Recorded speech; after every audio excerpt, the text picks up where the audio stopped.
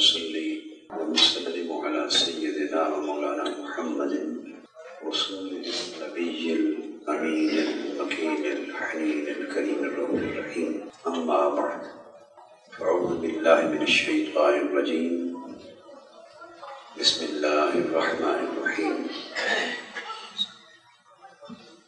لقد کان لکم فی رسول اللہ اسوۃ حسنہ صدق اللہ مولانا العظیم۔ ناظرین محترم، قرآن مجید کی ایک آیہ کریمہ کے چند الفاظ میں نے عنوان گفتگو کے طور پہ تلاوت کیے ہیں، جس میں اللہ رب العزت نے ارشاد فرمایا کہ بے شک رسول اللہ صلی اللہ علیہ وآلہ وسلم کی ذات گرامی میں لوگوں تمہارے لیے بہترین نمونہ زندگی ہے، اسوہ حسنہ کی بات کی۔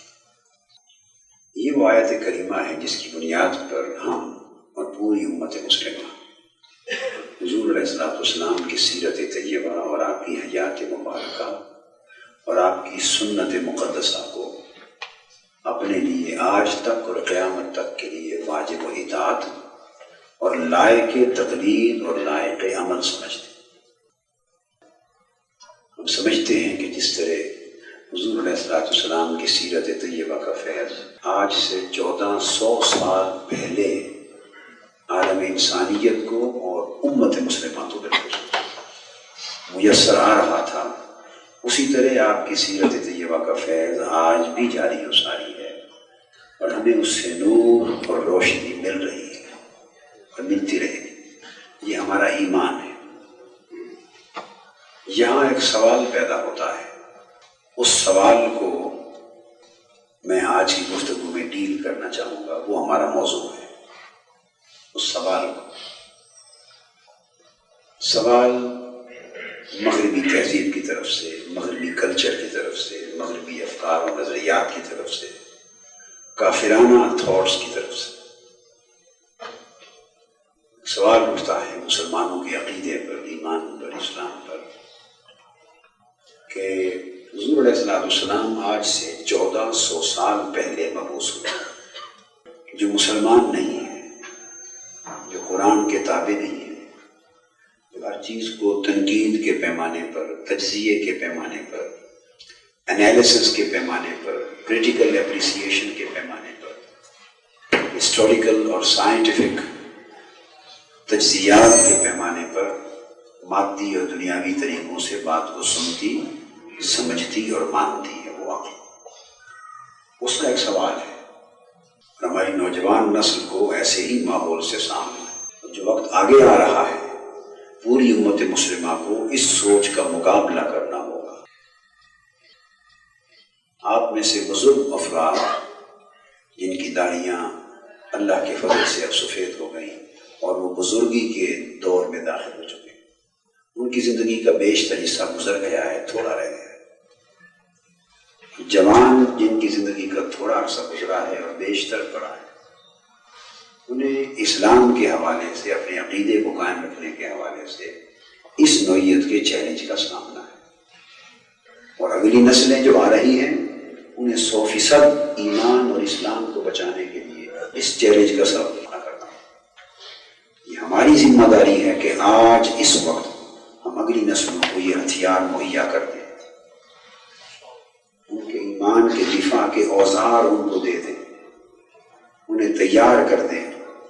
اگر ہم ان کی ہمہ جہت ملٹی ڈائمینشنل پریپریشن نہ کر سکے اور ان کو اچھی طرح ڈیفنس اسٹریٹجی سے لیس نہ کر سکے کہ دفاع کیسے کرنا ہے، تو بڑی آسانی سے مستقبل میں کفر کے یلغار سے شکست کھا جائیں گے اور ایمان کو بچانا ان کے لیے مشکل ہوگا۔ تو میں نے آج اس حوالے سے ایک سوال لیا ہے اور اس سوال کا جواب دینا چاہتا ہوں۔ سوال یہ ہے کہ حضور علیہ السلام آج سے 1400 سال قبل مبعوث ہوئے، جب انسانیت بڑی انتہائی سادہ دور میں تھی، قبائل کی زندگی تھی، نہ تعلیم تھی، نہ فکر تھا، نہ فلسفہ تھا، نہ سائنس تھی، نہ جدید تہذیب اور ثقافت تھی۔ انتہائی سادہ معاشرت اور ثقافت کا دور تھا۔ آپ مبعوث ہوئے عربوں میں،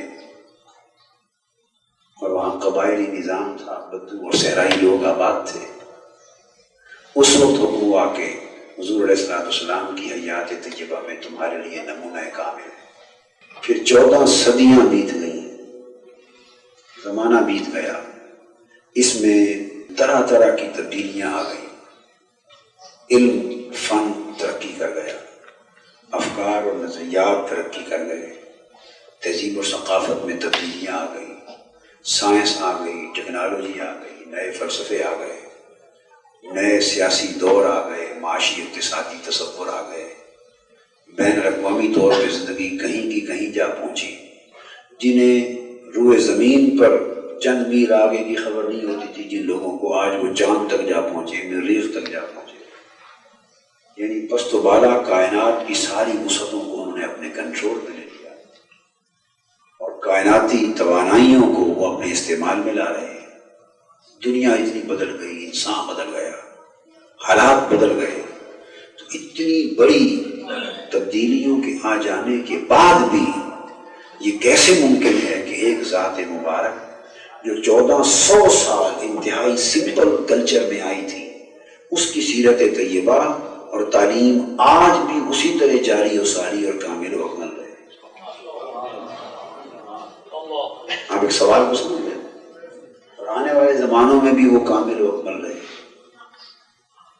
ہم مسلمان ہیں، کلمہ گو ہیں، ہمارے لیے تو اس کا جواب کلمہ ہی کافی ہے کہ ہم تو حضور علیہ السلام کی امتی ہیں، مسلمان ہیں۔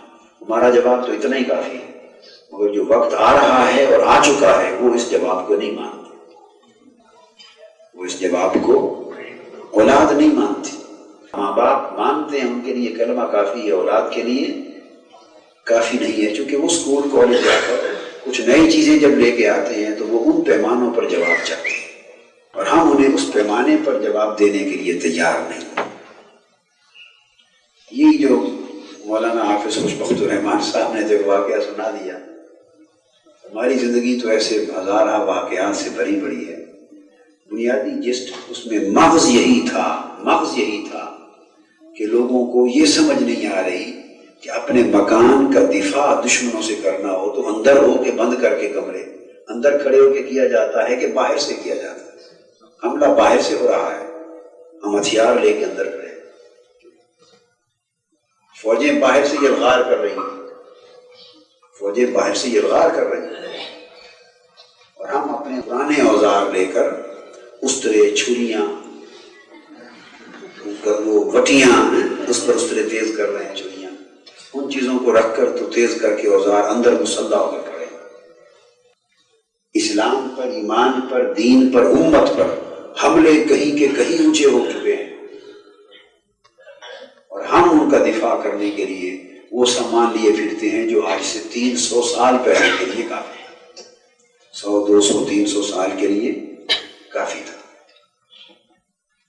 ہم چھوٹے جب بچے تھے، میں اپنی بات کرتا ہوں، آپ میں سے معمر لوگ بزرگ بیٹھے ہیں، آپ نے تو اس سے بھی زیادہ ایمان کی مضبوطی کا زمانہ دیکھا ہے۔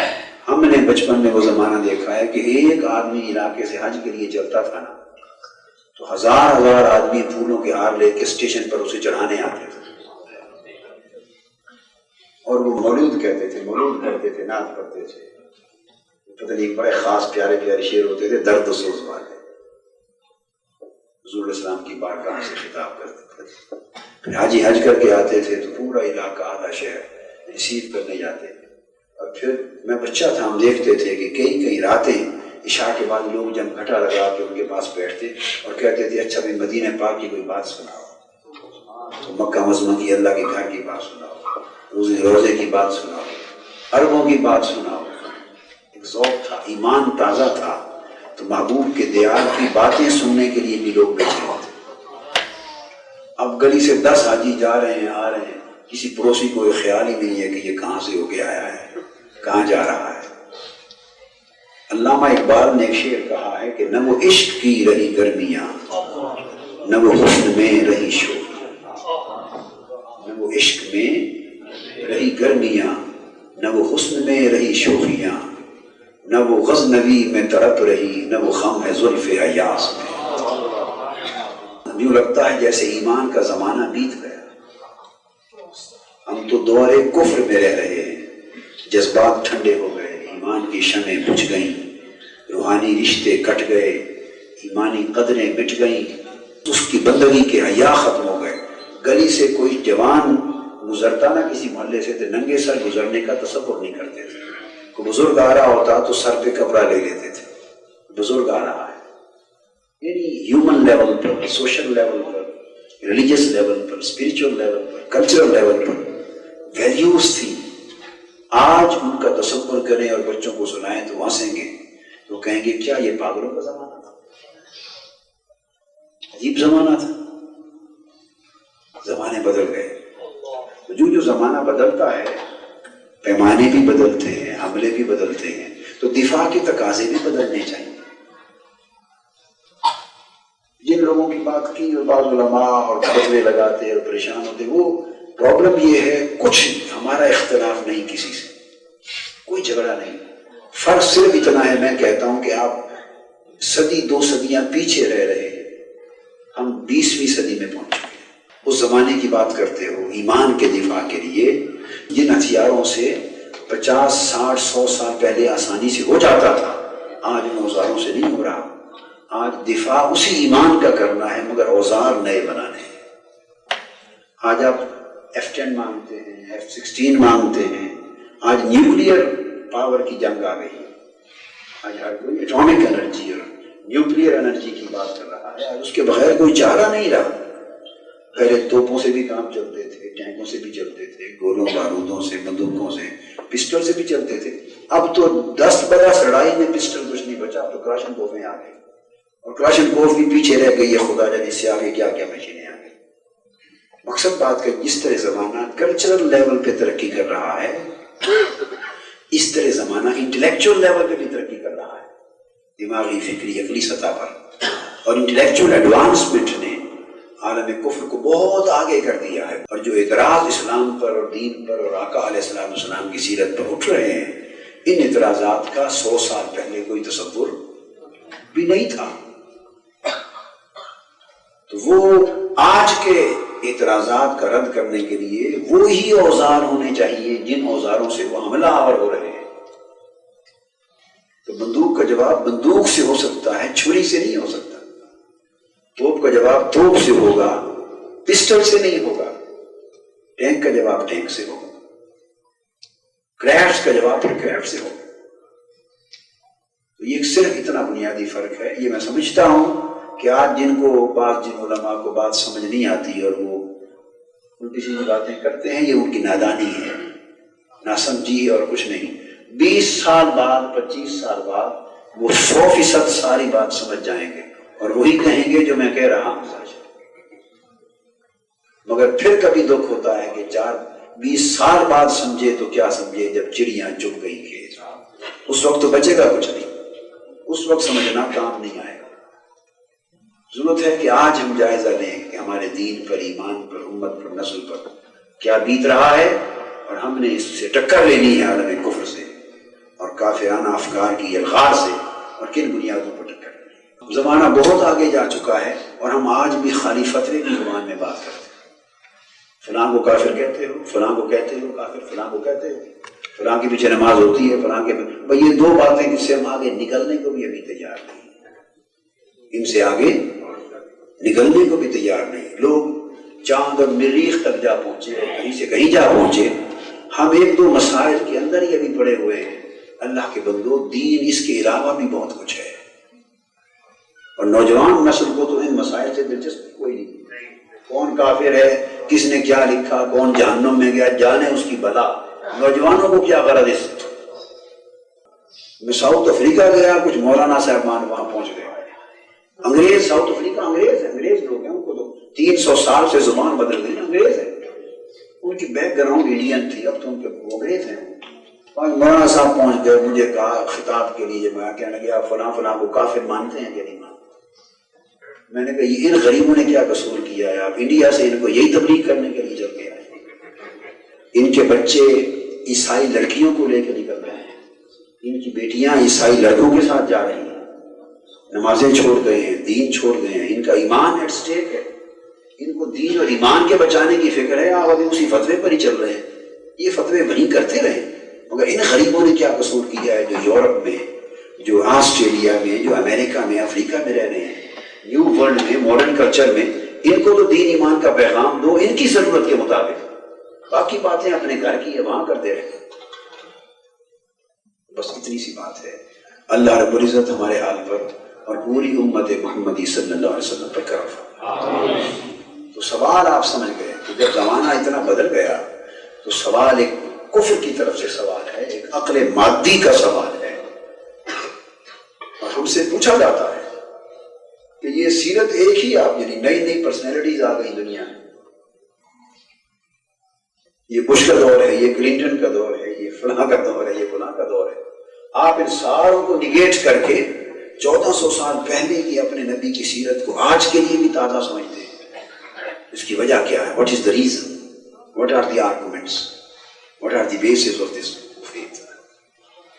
چنانچہ اس کا جواب جو ہے وہ ہم دے رہے ہیں، وہ یہ کہ حضور نبی اکرم صلی اللہ علیہ وسلم کی سیرت طیبہ اور آپ کی ذات گرامی اور آپ کی حیات مبارکہ، یہ تو 1400 سال بھی تھے۔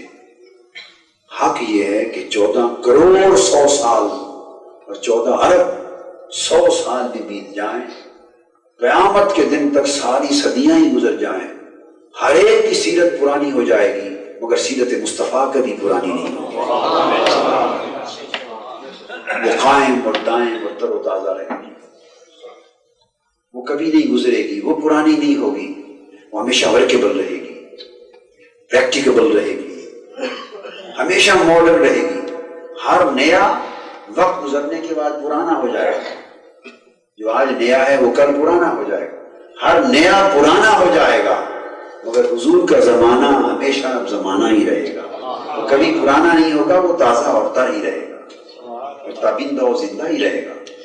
اور آپ کی سیرت طیبہ جتنی صدیاں گزر جائیں، جب بھی نیا زمانہ آئے گا ان کے لیے لائٹ سٹون ہوگی، روشنی کا مینار ہوگی، ایسے لگے گا جیسے یہ نبی آج ہی تشریف لائے ہیں، صلی اللہ علیہ وسلم، ایسے لگے گا جیسے آقا آج ہی دنیا میں تشریف لائے ہیں، اسی طرح جیسے قرآن ایسے لگتا ہے کہ آج ہی اترا ہے۔ 1400 سال پہلے اترا، مگر لگتا یوں ہے کہ آج ہی اترا ہے۔ قرآن سنا، کبھی کبھی ایسی کیفیت آ جاتی ہے، یوں لگتا ہے جیسے آیتیں قرآن کی اب دل پر اتر رہی ہیں، ایسے لگتا ہے کہ نہیں لگتا؟ اب اتر رہی ہے۔ تو قرآن تو کبھی کبھی ورود کے اعتبار سے بھی لگتا ہے کہ تازہ ورود ہو رہا ہے، اور معنی اور مطالب اور معارف قرآن مجید کے یہ تو کبھی پرانے ہوئے ہی نہیں۔ یہ تو جو سائنس ترقی کرتی جا رہی ہے، سائنس جس مقام پر پہنچ کر آج ایک فیصلے کا اعلان کرتی ہے، قرآن اسے پہلے بیان کر چکا۔ جیسے قرآن تازہ ہے ویسے ہی صاحب قرآن تازہ ہے۔ نہ قرآن مردہ ہے نہ صاحب قرآن محمد مصطفیٰ صلی اللہ علیہ وسلم مردہ ہے، وہ بھی زندہ ہے، یہ بھی زندہ ہے، دین بھی زندہ ہے، اور ان سب کو زندہ ماننے والے کا ایمان زندہ ہے، اور جس نے ان کی زندگی میں شک کیا اس کا ایمان بھی مردہ ہو گیا، کیونکہ ایمان کی زندگی انہی کی زندگی سے ہے۔ اب اس طرف جواب آ رہا ہے، تو پہلی دلیل جو میں دینا چاہتا ہوں، چند پہلو آپ کے سامنے رکھوں گا اس بات کے، حضور علیہ السلام کی حیات طیبہ اور سیرت طیبہ کے مطالعہ کے، اس کی اسٹڈی کے کچھ پہلو رکھیں گے، جس سے ہر پہلو سے وہی ایک ہی بات ثابت ہوگی جو ہم بیان کرنا چاہتے ہیں۔ ہمارا جواب یہ ہے کہ حضور علیہ السلام کی سیرت طیبہ اور حیات طیبہ آج بھی زندہ و تابندہ ہے، اور تازہ ہے، اور قابل عمل ہے، اور پرانی نہیں، نئی سے بھی نئی ہے۔ وجہ اس کی یہی ہے کہ کائنات انسانی کی تاریخ میں نہ پہلے نہ آج تک اس جیسی سیرت کوئی اور ہوئی ہے نہ ہو سکی ہے، اور وہ سیرت آج بھی تازہ۔ اس کو اگر ہم تاریخی اعتبار سے جائزہ لیں تو مختلف شخصیتوں کی سیرتوں کا بھی جائزہ ہے۔ دنیا میں بڑے بڑے نام ہوئے ہیں، مثلاً آپ دیکھیں سکندر اعظم ایک بڑا نام ہے، اس طرح نیپولین کا ایک بڑا نام ہے، ہٹلر کا ایک نام ہے، اگر آپ ان کی سیرتوں کو پڑھیں تو آپ ایک لمحے میں جان جائیں گے کہ یہ بڑے کمانڈر تھے، سپہ سالار تھے، بہت بڑے فاتح تھے۔ بطور فاتح سپہ سالار کے سکندر اعظم کا، الیگزینڈر دی گریٹ بڑا نام ہے، مگر ان کی سیرت کو پڑھنا چاہیں، جاننا چاہیں کہ یہ بطور شوہر کیسے تھے، لین دین کیسا تھا، ذاتی کردار کیسا تھا، بات چیت میں کیسے تھے، غریبوں کے ساتھ برتاؤ میں کیسے تھے، پڑوسیوں کے ساتھ کیسے تھے، اللہ کی مخلوق سے کیسے تھے، علم وغیرہ، سیرت کے باقی سارے گوشوں میں مجھے نظر دوڑاتے ہیں تو بالکل سیاہی اور اندھیرا نظر آتا ہے۔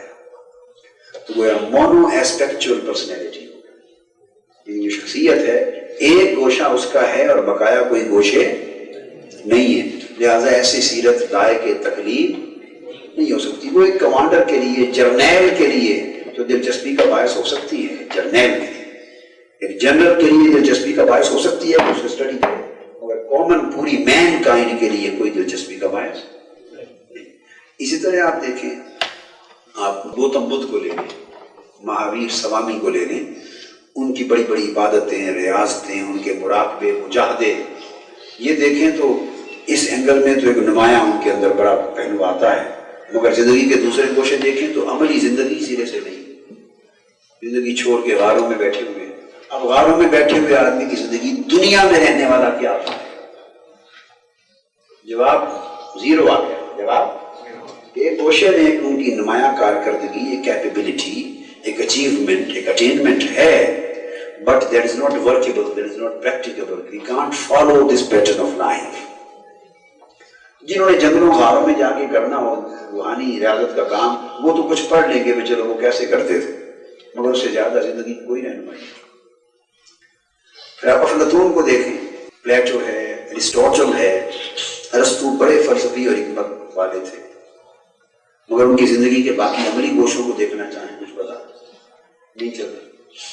نیوٹن کو دیکھ لیں، گلیلیو کو دیکھ لیں، بہت بڑے نامور افراد تھے، سائنسدان تھے، مگر عملی زندگی اور سیرت کے باقی گوشے دیکھیں بالکل ڈارکنس ہے، کچھ نہیں۔ الغرض اور انبیاء علیہ السلام کی حیات مبارکہ جو پہلے گزرے ان کو دیکھیں تو ان کی زندگی ہمہ جہت اور ہمہ گیر تھی، مگر ان کی زندگی اور سیرت کا کوئی کمپلیٹ ریکارڈ ہی نہیں ملتا کہ آج ان کی اپنی امت بھی فالو کرنا چاہے تو کر سکے۔ ایون اگر عیسائی سیدنا عیسیٰ علیہ السلام کی زندگی کو فالو کرنا چاہیں تو وہ تو شادی کرنے کے قابل بھی نہ رہے، وہ تو شادی بھی نہیں کر سکے، اور جوانی میں آسمان پر اٹھا لیے گئے تو شادی بھی بین ہو جائے۔ اگر ان کی سیرت پر کمپلسریلی عمل کرنا ہو تو شادی بھی ختم ہو، تو عملاً زندگی تو گزر ہی نہ سکی۔ یہ ساری سیرتیں دنیا میں جتنے بڑے بڑے لوگ ہوئے وہ مانو ایسپیکچوئل پرسنالٹیز تھی، یکجہتی سیرتیں تھیں، شخصیتیں تھیں، ایک ایک گوشے میں نمایاں تھے، باقی گوشے تاریکی میں اندھیرے میں ڈوبے پڑے تھے۔ اس لیے کسی کی سیرت نہ پہلے اور نہ آج، تو پتہ یہ چلا کہ دور قدیم سے لے کے دور جدید آج کے دن تک کوئی سیرت بطور سیرت اس لائق نہیں کہ ہر شخص اور ہر شعبہ زندگی کا آدمی اگر چاہے کہ میں اسے اپناؤں تو اپنا سکتا۔ اور ساری کائنات انسانی میں صرف ایک ہستی ایسی دکھائی دیتی، اس کی سیرت ایسی دکھائی دیتی ہے کہ ایک پتھر اٹھانے والے مزدور سے لے کر سلطنت کے بادشاہ تک جو شخص رہنمائی حاصل کرنا چاہے اسی مصطفیٰ کی سیرت سے مل جاتی ہے۔ چونکہ غزوہ خندق میں آپ نے پتھر بھی اٹھائے ہوئے اور ریاست مدینہ کے شہنشاہ بھی۔ اولاد کو جس طرح حق دوں تو بطور باپ کے وہ فاطمہ کے باپ بھی ہیں، ان سے سیرت مل رہی ہے، وہ خدیجہ اور عائشہ کے شوہر رضی اللہ تعالیٰ عنہما رضوان اللہ تعالیٰ علیہم اجمعین، ان سے بھی سیرت مل رہی ہے۔ دوست کہتا ہے کہ دوست سے کیسا برتاؤ کروں، تو وہ ابو بکر اور عمر کے دوست بھی تھے، ان سے بھی سیرت مل جاتی ہے۔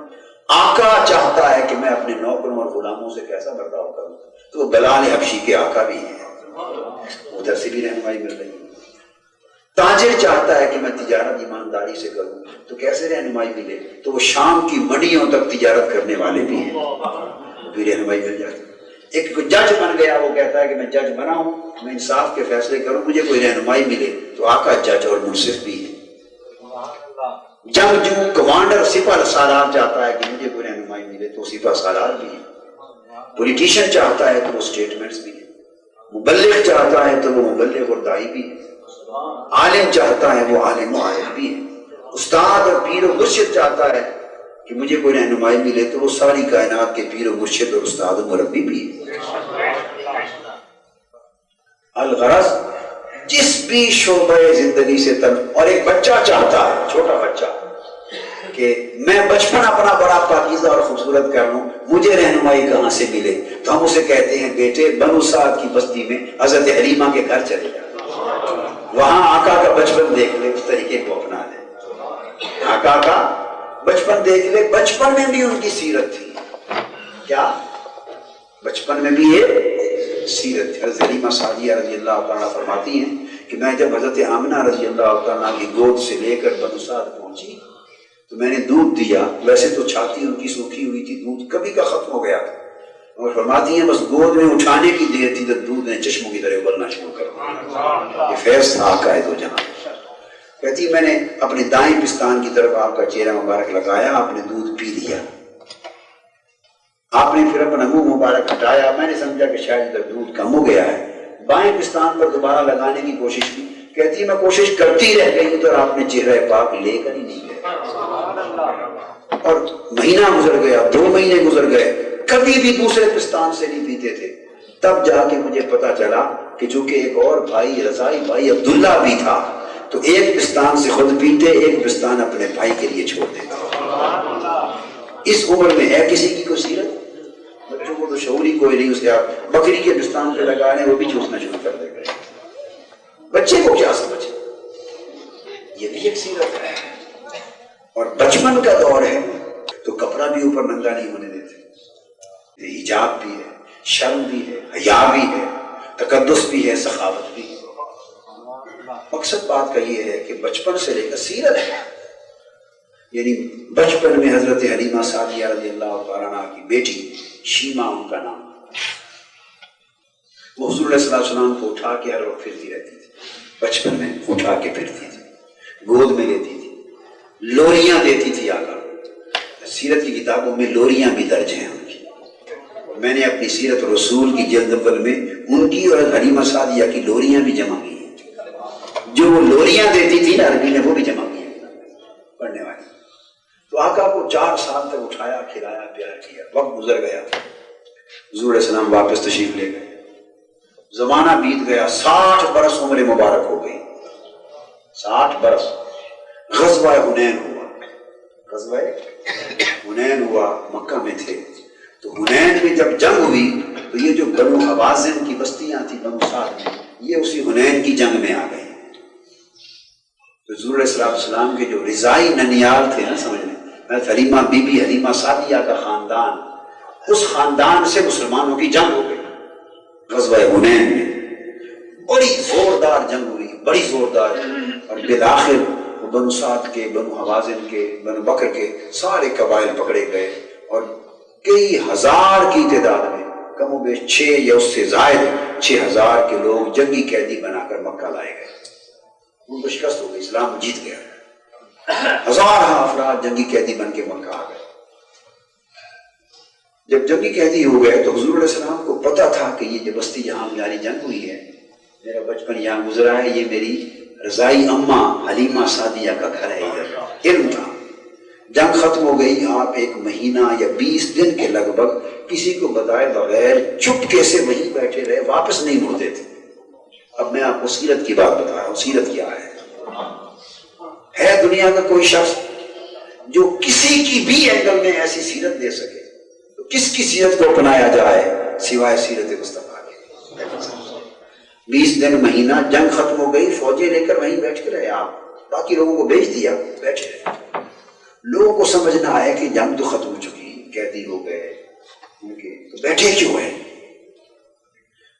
کئی دن گزرے انتظار کر کر کر کر کے، دراصل دل میں کیا تھا کہ ممکن ہے ان قیدیوں میں میری اماں حلیمہ کے خاندان کے لوگ بھی آ گئے ہوں، شاید کوئی ان میں سے آ جائے اور اپنا رشتہ بتا کے مجھ سے مفت میں چھڑا کے لے جائے۔ میں نے یہاں دودھ پیا ہے مائی حلیمہ سعدیہ کا، اس دودھ کا بدلہ دینا چاہتے تھے کہ ان کے خاندان کے قیدی یہیں چھوڑ کے جاؤں، مگر آیا ہی کوئی نہیں۔ یہ احسان کا بدلہ احسان تھا، الجزاء الاحسان الا الاحسان۔ کتنی بڑی سیرت ہے، مگر کوئی نہیں آیا، پھر آپ چلے گئے۔ واپس گئے تو کچھ دن گزرے تو آپ کا رضائی چچا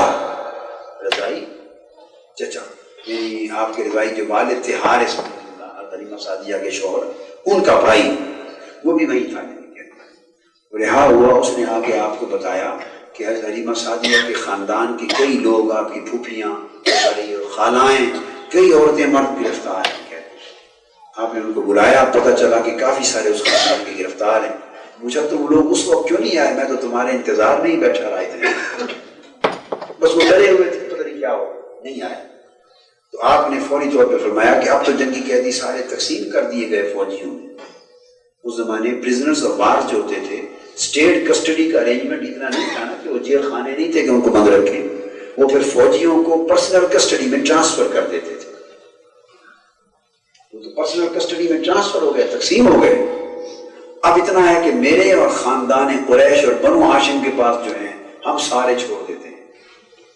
حضور علیہ السلام نے پورے بنو ہاشم خاندان کے پاس جتنے جنگی قیدی ان کے اجزاء اقارب رشتہ داروں میں آئے تھے، آقا علیہ السلام نے حضرت حلیمہ سعدیہ کی اس دودھ کے صدقے سے سارے چھوڑ دیے۔ جب باقی صحابہ کرام کو پتہ چلا کہ آقا نے اپنے خاندان کے قیدی فری چھوڑ دیے، تو سارے صحابہ نے آقا کے عمل کو، اس کو سیرت کا عمل، جب ایسی سیرت ہو تو عمل بھی ایسا ہوتا، تو سب نے دیکھا اور ساروں نے قیدی چھوڑ دیے۔ تو کتب سیرت میں آتا ہے کہ آنن فانن شہر مکہ کی گلیاں آزاد ہونے والی جنگی قیدیوں سے بھر گئی۔ 6000 قیدی جو گھروں سے نکل آئے یکلب، گلیوں میں ایک سیلاب آ گیا۔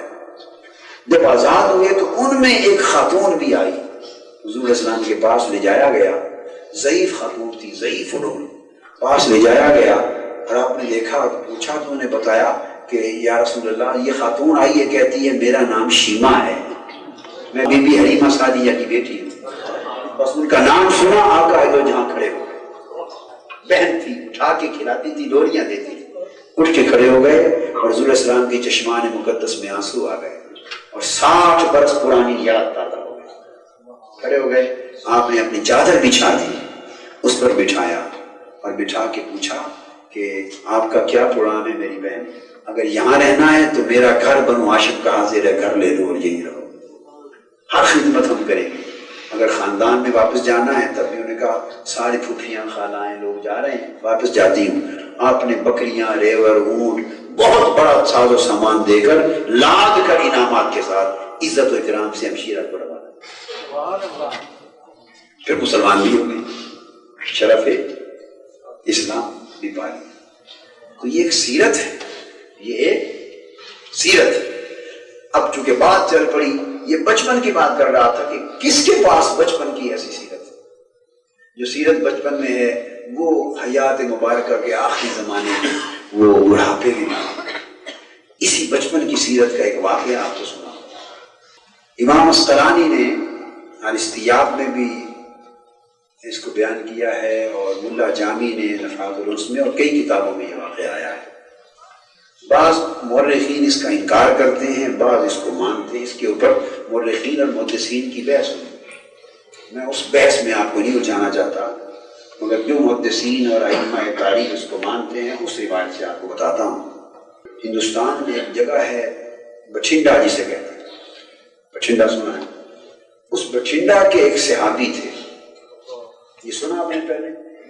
کبھی میں نے تو نہیں سنا ہے، اور کسی نے نہیں سنا ہوگا۔ چلو میں اگر سنا بیٹھا ہوں تو پھر رہنے دوں۔ بٹھنڈا کے ایک صحابی تھے، بابا رتن ہندی، کیا نام تھا؟ آپ نے سنا ہے تو میرے کسی کیسٹ میں نہیں سنا ہوگا، اور مشکل ہے کہ سنا۔ بابا رتن ہندی بٹھنڈا کے ایک شخص تھے، اور وہ حضور علیہ السلام کے صحابہ میں شامل۔ آقا علیہ السلام کی بارگاہ میں جا کر بٹھنڈا ہند سے، ہندوستان سے جا کر اسلام قبول کرایا۔ ہندوستان اور سندھ سے کئی لوگ جا کے مسلمان ہوئے تھے۔ حیدرآباد اور سندھ سے 5 آدمیوں کا وفد مدینہ پاک گیا تھا، اور آقا کی حیات طیبہ میں اس نے اسلام قبول کیا۔ صحابی ہند میں اور سندھ میں حضور علیہ السلام کے زمانے میں ہی ہو گئے تھے۔ ایک روایت میں آتا ہے کہ حضور علیہ السلام ایک روز مدینہ پاک میں بیٹھے تھے اور صحابہ کرام موجود تھے، نہ کبھی ہندوستان آئے تھے آقا، نہ کبھی سندھ آئے تھے، نہ ان کا لباس جانتے تھے، نہ کلچر آئے نہیں، معلوم ہی نہیں تھا ظاہراً۔ اچانک ایک اجنبی سے لوگ نیا لباس سیدھیوں والا پہنا ہوا، اس زمانے پتہ نہیں سیدھیوں کا لباس کیا ہوگا، پہنا ہوا 5 آدمی آئے، اور روایت میں ہے کہ حضور علیہ الصلوۃ والسلام تشریف فرما، جب وہ آئے انہوں نے آ کے سلام کیا، ملے، حضور علیہ السلام نے فرمایا کہ تم سندھ سے آئے ہو؟ اللہ، تم سندھ سے آئے ہو؟ عرض کیا جی سندھ سے آئے۔ پھر انہوں نے کلمہ پڑھا اور حضور علیہ السلام کی بارگاہ میں شرف صحابیت اور شرف اسلام، اور اسی دن ایک وفد افریقہ سے آیا، افریقہ سے آیا اور آگے آقا کی بارگاہ میں دست پر بیعت ہوئے اور اسلام قبول کی۔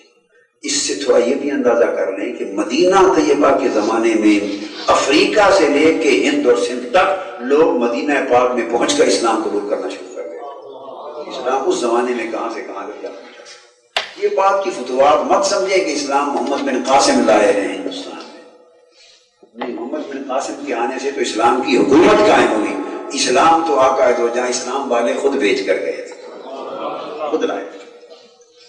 تو بابا رتن ہندی جو صحابی ہے وہ خود اپنا واقعہ بیان کرتے ہیں، خود بڑا ایمان افروز اور وجد انگیز ہے، وہ بڑی توجہ سے سننے والا اور حظ لینے والا ہے، خود بیان کرتے ہیں اپنا واقعہ۔ ان کی عمر 750 سال ہوئی، کتنی؟ شاید حضور علیہ السلام کی امت میں اسلام کی تاریخ میں سب سے زیادہ عمر انسان ہوئی ان کی، 750 سال۔ وہ واقعہ بیان کرتے ہیں خود، تو وہ کہتے ہیں میں جوانی کا میرا زمانہ تھا، میں اپنے والد کے ساتھ ہندوستان سے تجارت کے قافلے چلتے تھے، شام کو جاتے تھے، اور شام سے انڈیا اور مالدیو تک آتے جاتے تھے قافلے، مکہ سے گزرتے تھے۔ مکہ ایک انٹرنیشنل ٹریڈ روٹ پر آتا تھا، مکہ شہر انٹرنیشنل جو ٹریڈ روٹ تھا نا، اب آپ مثلاً دبئی ہے، کبھی فلائٹ پہ آ جائیں تو دبئی اکثر روٹس میں آ جاتا ہے، یا فار ایسٹ کی طرف جائیں تو سنگاپور آ جاتا ہے، تو انٹرنیشنل ٹریڈ روٹس ہوتے ہیں نا، روٹس۔ تو مکہ ٹریڈ روٹ پر آتا تھا، اور بہت بڑا ورلڈ ٹریڈ سینٹر تھا مکہ، تو یہاں سے گزرتے تھے کافی۔ ان کا میں جوان تھا، میں شام جانے کے لیے مکہ کے قریب سے گزرا، اور مکہ سے وہ کہتے ہیں کئی میل دور ایک وادی تھی، کئی میل دور ایک وادی تھی، میں اس وادی سے ہم گزر رہے تھے، عبور کر کے آگے جانا تھا۔ کہتے ہیں ہم نے دیکھا کہ ایک پہاڑی نالا بہ رہا تھا، بڑی سخت بارش ہوئی، نالا بھر گیا۔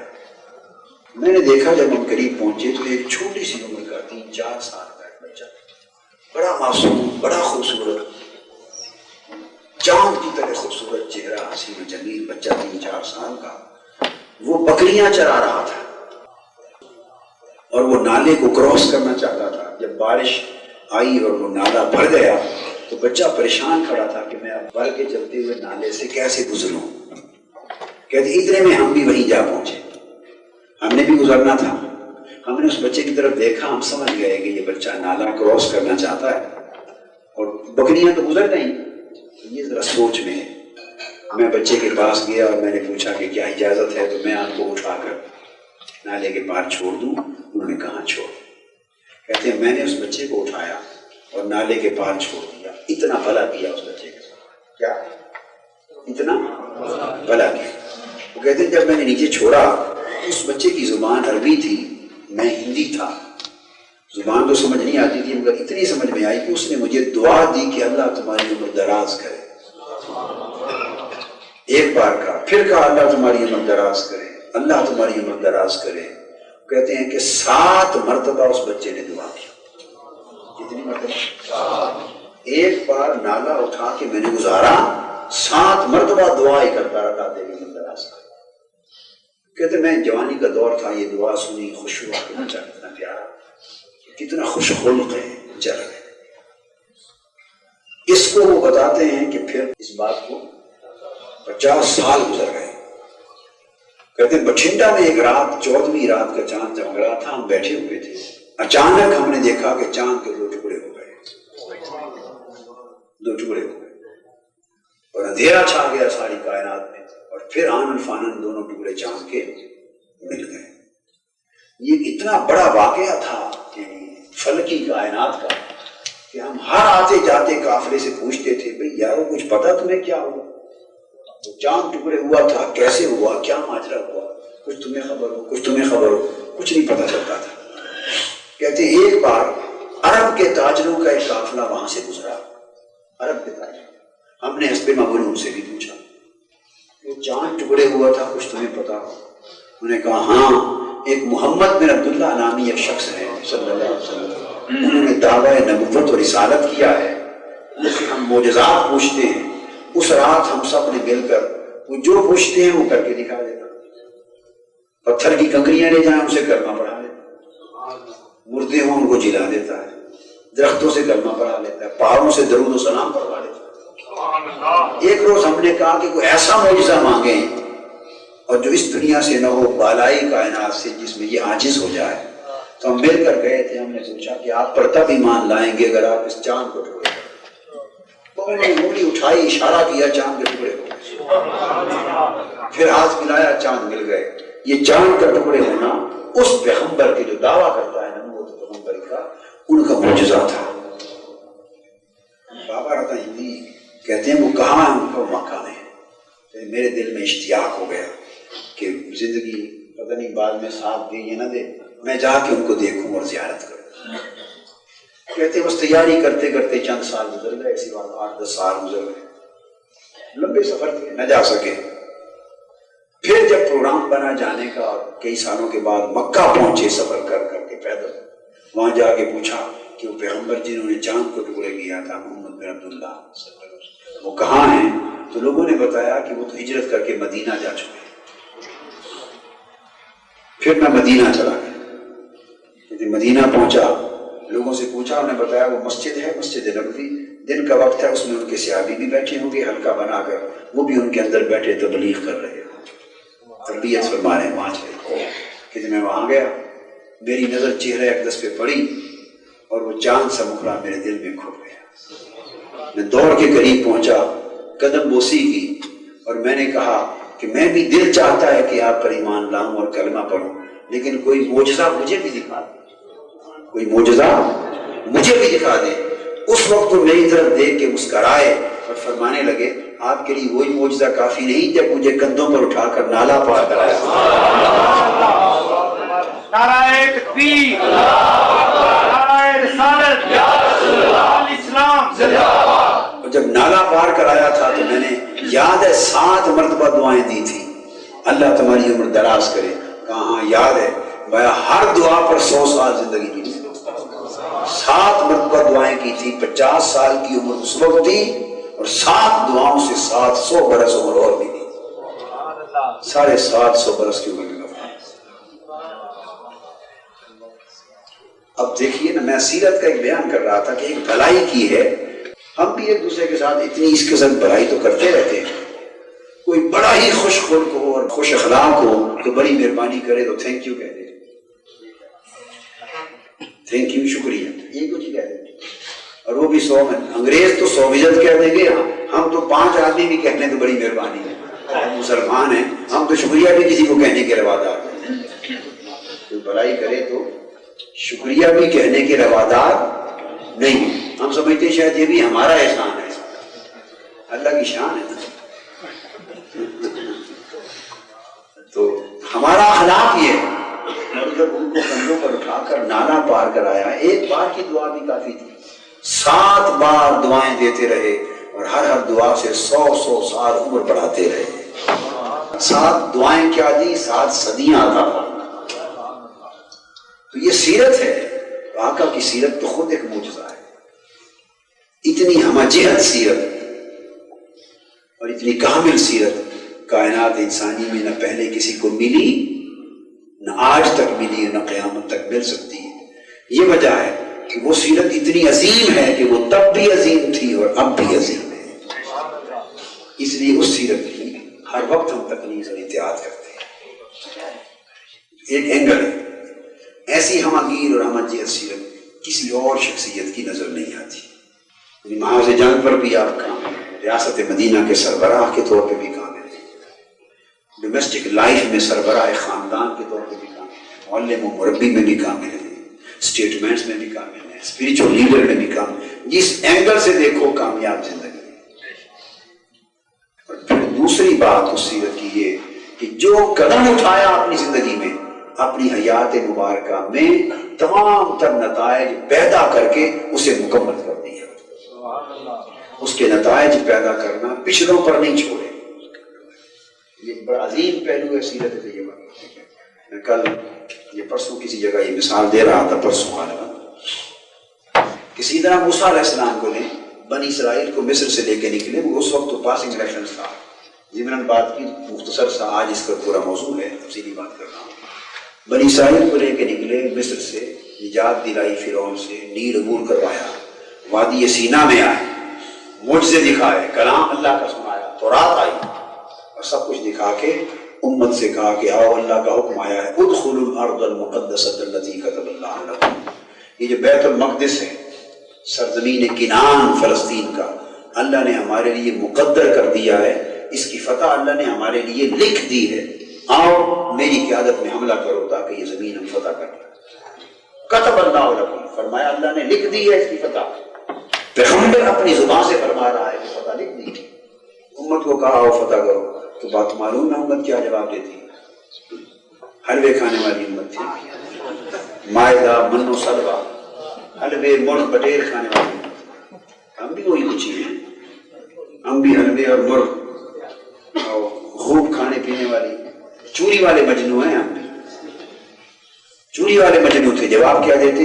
فَاذْهَبْ أَنْتَ وَرَبُّكَ فَقَاتِلَا إِنَّا هَاهُنَا قَاعِدُونَ۔ اے موسیٰ سنا، ہاؤنا قومن جبارین، وہاں بڑے طاقتور جابر لوگ رہتے ہیں، وہ تو ہمیں کچا کھا جائیں گے، مار ڈالیں گے، ہمارے اندر اسے لڑنے کی جرت نہیں۔ اے موسیٰ آپ جائیں اور آپ کا رب جائے، دونوں جا کے لڑو، جنگ کرو، تم اور تمہارا رب لڑو، جب جنگ جیت لیں تو ہم غلام حاضر ہیں، بتائیں ہم آگے حکومت کر لیں، خدمت کے لیے حاضر ہیں، لڑنے کے لیے آپ اور عہدے اور مفاد لینے کے لیے ہم۔ اب ایمان سے کہیے کہ وہ جو نفسیات موسیٰ علیہ السلام کی قوم کی تھی، کیا ہماری نفسیات اس سے مختلف ہے؟ بالکل مختلف ہے۔ کیا فرما رہے ہیں؟ وہی ہے۔ اور خاص طور پہ یہ جو ہم لوگ اہل سنت والجماعت ہیں، میں آپ کو آپس کی بات ہے، کھری بات کرنی چاہیے۔ دوست وفادار وہ ہوتا ہے جو آپس میں کھری بات کرے۔ یہ جو اہل سنت والجماعت ہیں، اہل نعرہ اور اہل جلوس، اہل میلاد اور اہل گیارہویں، یہ ساری چیزیں ہم کرتے ہیں، میں خود کرتا ہوں، آپ کو پتا ہے، ہم میلاد پاک کرتے ہیں، مگر ہم خالی اہل جلوس اور اہل نعرہ اور اہل میلاد اور اہل عرس کی رہ گئے، معجزے کرامات اور دعائیں اور برکتوں پر رہ گئے۔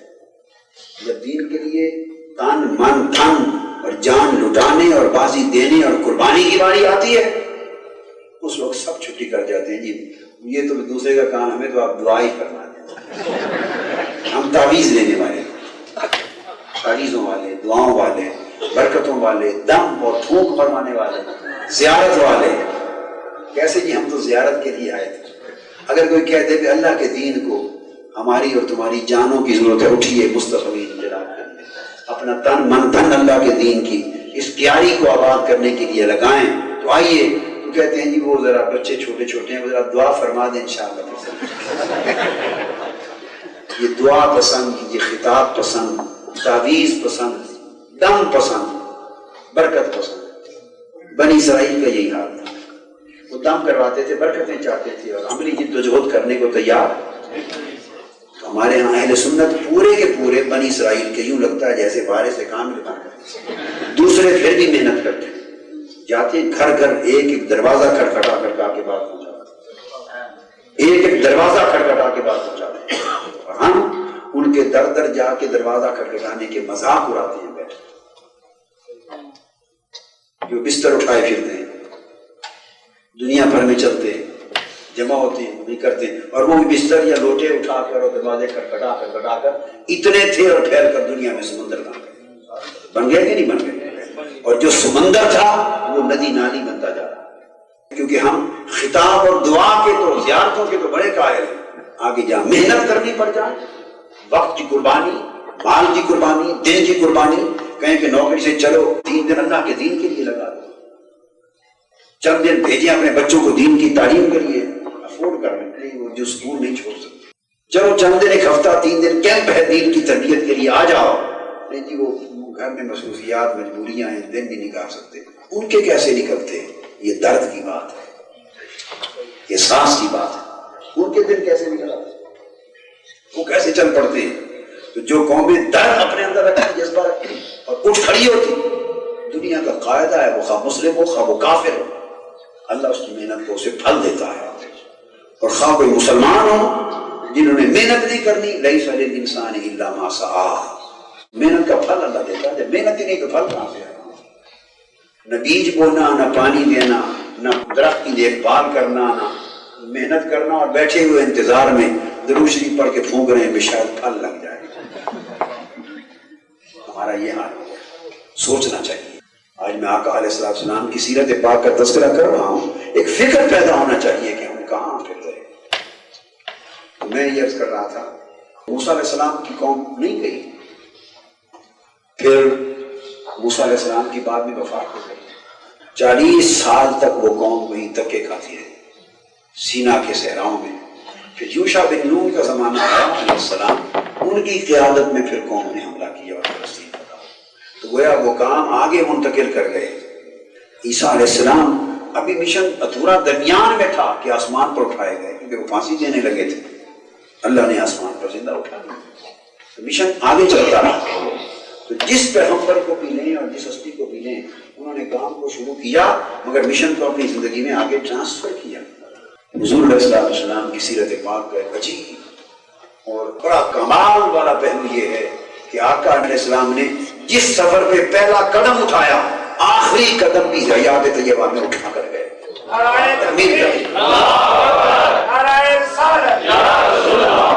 کام کو مکمل کر گئے. ادھورا کوئی ایک کام آقا علیہ السلام نے حیات طیبہ میں نہیں چھوڑا. اور اس پر صرف ہم نہیں، غیر مسلم رائٹر اور ہسٹورین، کافر لوگ اور عیسائی لوگ اس کے اوپر اعتراف کرتے ہیں. اب میں انگلش کی ایک کوٹیشن دے رہا ہوں، انگلش کی. مائیکل ایچ ہارٹ ایک عیسائی رائٹر ہے. آج سے چند سال پہلے حال ہی میں اس نے کتاب لکھی ہے، بڑی مشہور کتاب ہوئی ہے دنیا میں، دی 100. نام سنا ہوگا آپ نے اس بات میں جی؟ The 100 ranking of the most influential persons in history. اس نے کتاب لکھی ہے کہ جتنی انسانی تاریخ گزری ہے شروع سے آج کے دن تک، ان میں جو انسانوں کی تاریخ میں بڑے ٹاپ کے جو چند شخصیات ہوئی ہیں، تاریخی اعتبار سے بڑے نامور اور گراں قدر تاریخی خدمات کے حامل لوگ چند ہیں، ان کی لسٹ بنائی ہے چیدہ 100 افراد کی.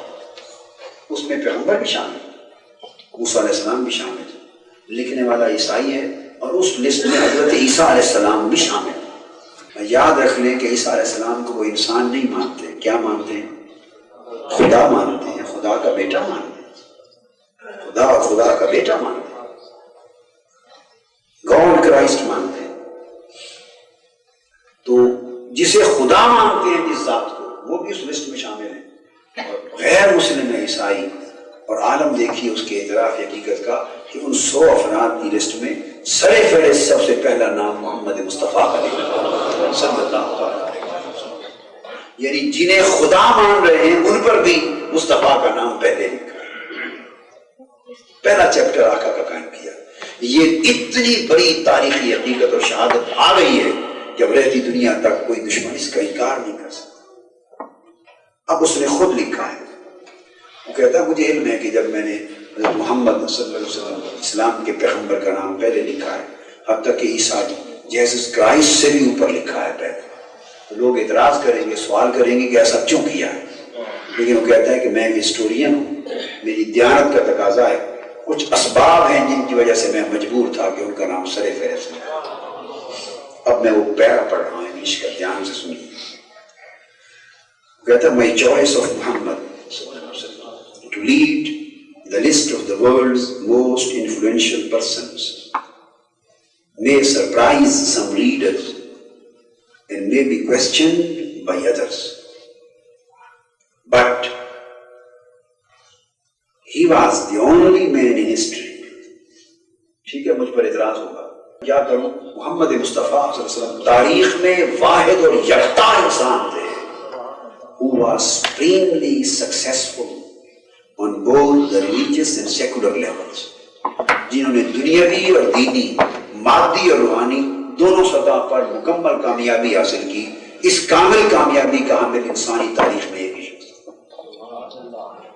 of humble origins، ایک متوسط گھرانے اور متوسط خاندان سے تعلق رکھنے والے فرد ہونے کے باوجود محمد founded and promulgated one of the world's great religions and became an immensely effective political leader.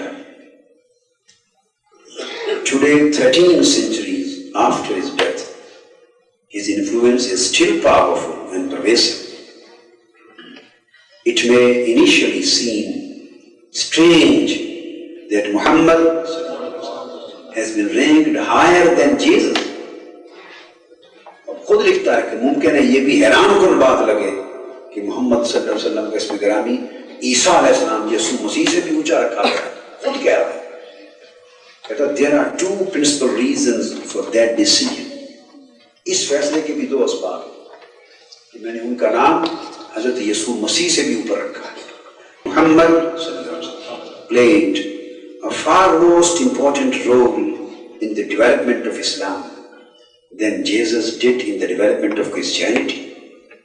کہتے ہیں عیسیٰ علیہ السلام نے اپنی زندگی میں عیسائیت کو جتنا فروغ دیا اس کے مقابلے میں محمد صلی اللہ علیہ وسلم نے اسلام کو جو فروغ دیا وہ اتنا زیادہ ہے کہ کوئی مقابلہ بھی نہیں کیا جا سکتا. محمد صلی اللہ علیہ وسلم unlike Jesus was a secular as well as a religious leader. In fact, he was the driving force behind the Arab conquests. He may well ranked as the most influential political leader of all times. It is this unparalleled combination of secular and religious influence which I feel entitles Muhammad sallallahu alaihi wasallam to be considered the most influential single figure in human history.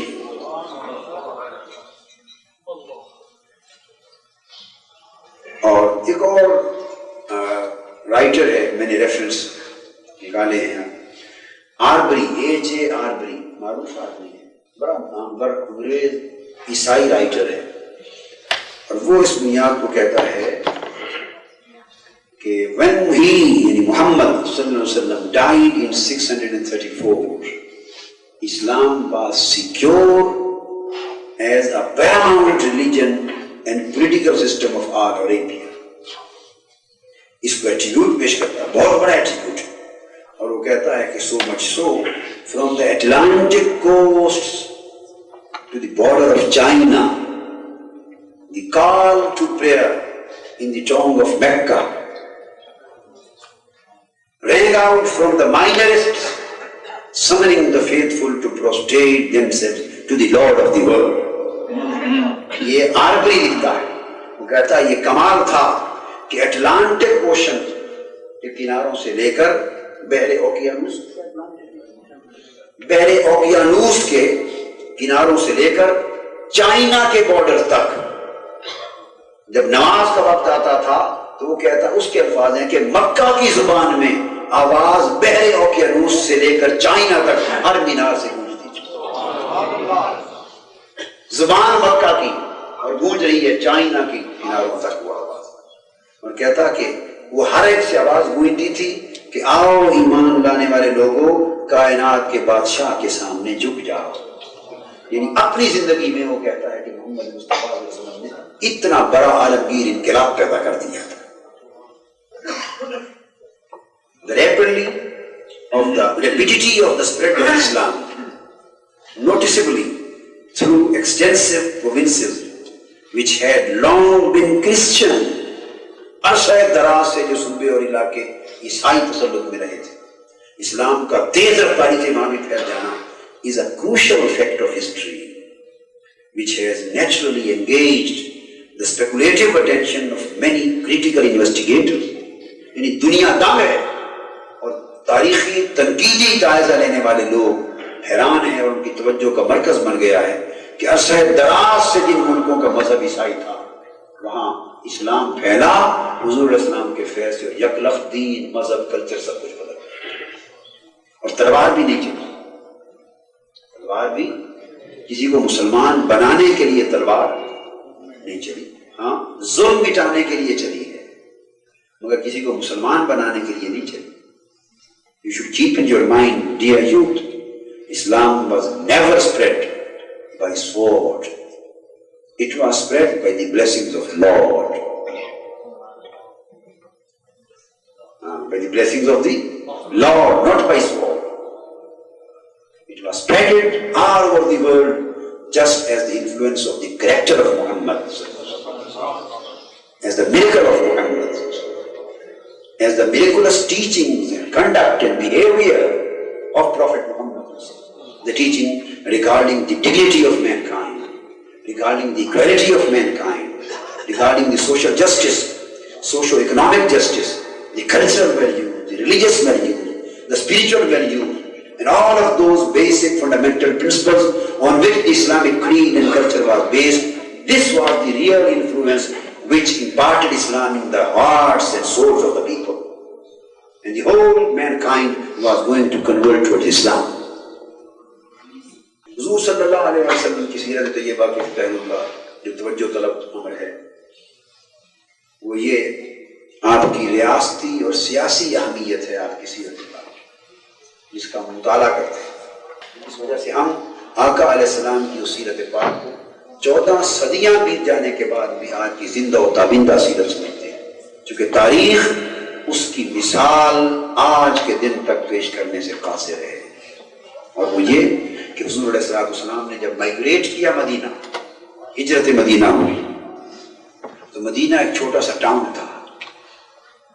آپ کا high become تو بہت بڑا شہر ہے، چھوٹا سا قصبہ تھا۔ اور دلیل یہ کہ اگر آپ پرانے لوگوں نے جو پہلے وقتوں میں آج سے 50-60 سال پہلے حج کیا ہو یا عمرہ کیا ہو تو وہ مدینہ پاک کا نقشہ ذہن میں لائیں ان کو سمجھو گے کیا تھا۔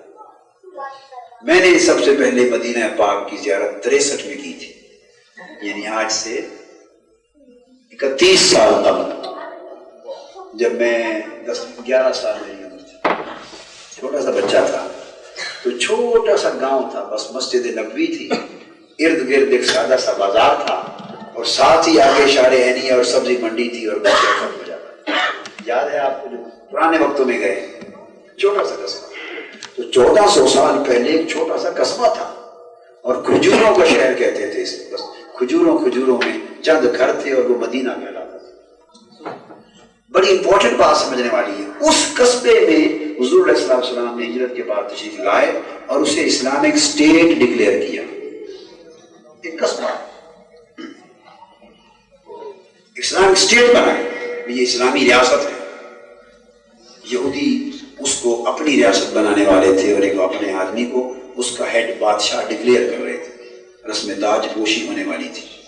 آقا علیہ السلام کی آمد سے سچویشن چینج ہو گئی، اور حضور علیہ السلام unanimous head of the state of Medina بن گئے، سربراہ ریاست۔ اس چھوٹے سے ٹاؤن پر مشتمل ریاست کا آغاز ہو رہا ہے۔ حضور علیہ السلام نے آتے ہی پھر اس قوم کو، اس ریاست کو دستور دیا۔ کیا دیا؟ دستور، آئین دیا۔ 52 آرٹیکلز پر مشتمل، 52 آرٹیکلز اس کانسٹیٹیوشن میں، اور تاریخ انسانی کا سب سے پہلا باقاعدہ ریٹن کانسٹیٹیوشن تھا۔ ارسطو نے کانسٹیٹیوشنل لا پر اور دستوری قانون پر لکھا تھا، کتاب اس کے تھے، مگر کوئی ایک دستاویز دنیا کی کسی ریاست کا باقاعدہ آئین نہیں بنا۔ حضور علیہ السلام کا دیا ہوا آئین میثاق مدینہ، دی پیکٹ آف مدینہ، یہ ریاست کا ریگولر کانسٹیٹیوشن بنا اور انفورس ہوا۔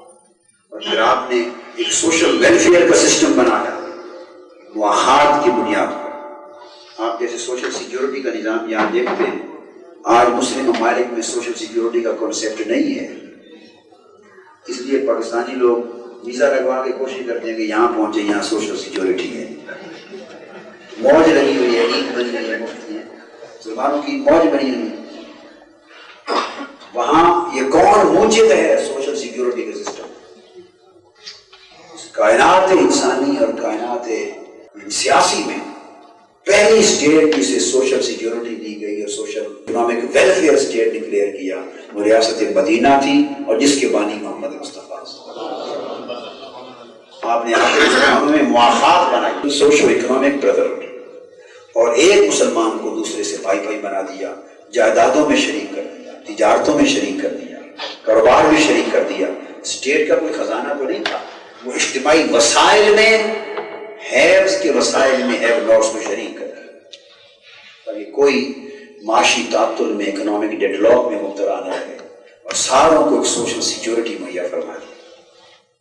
پھر پولیٹیکل سٹیبلٹی، سیاسی استحکام دیا دستور والا، مسلموں اور غیر مسلموں کے حقوق متعین کیے، قبائل کے حقوق رکھے، داخلہ اور خارجہ پالیسیاں بنائیں، اور پھر اس کے بعد جنگیں شروع ہو گئی۔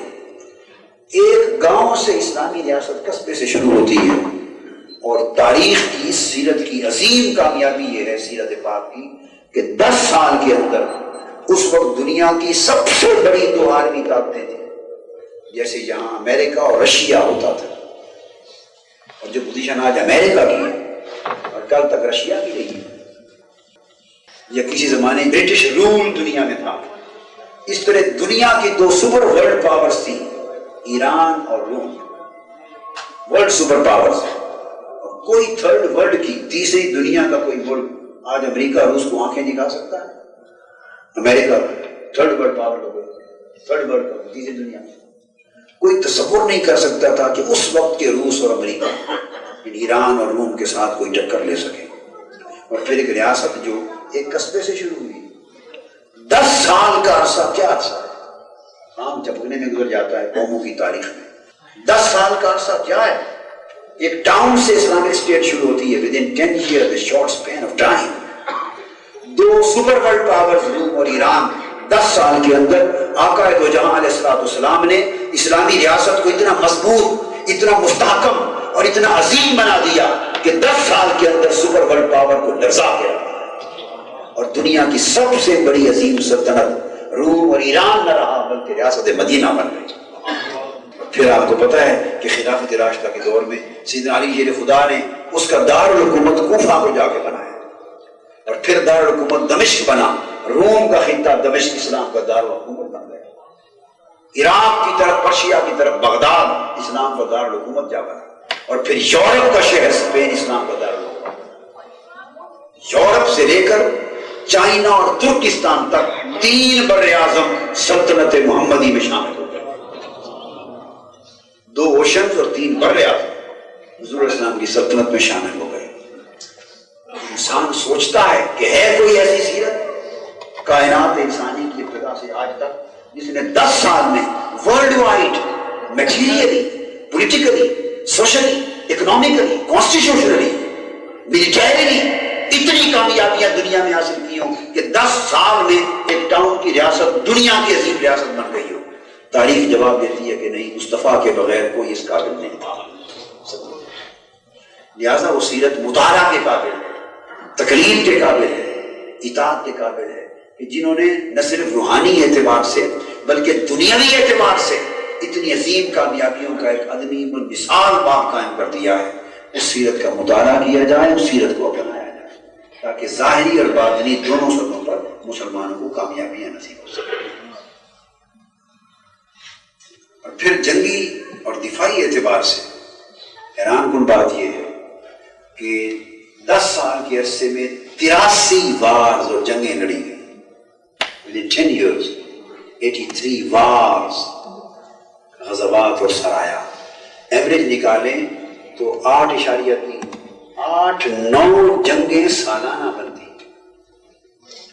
8-9 جنگیں سالانہ بنتی ہیں۔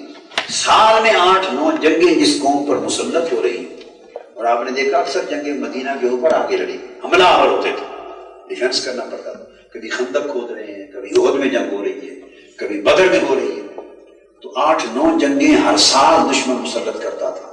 اندرونی قبیلوں کی جنگیں، بیرونی قبیلوں کی جنگیں، بیرونی ریاستوں کی جنگیں، مکہ کی ریاست کی جنگ، روم اور ایران کی جنگ، ہر طرف سے جنگیں، ہر طرف سے دباؤ، ہر طرف سے مزاحمت، ایک سیلاب تھا اندرونی اور بیرونی سطح پر مزاحمت اور مخالفت کا اور جنگوں کا۔ اور حضور علیہ السلام آگے بڑھتے گئے، اور 10 سال میں ایک چھوٹے سے قصبے سے جو ریاست شروع کی تھی، 10 لاکھ مربع میل کا علاقہ فتح کر،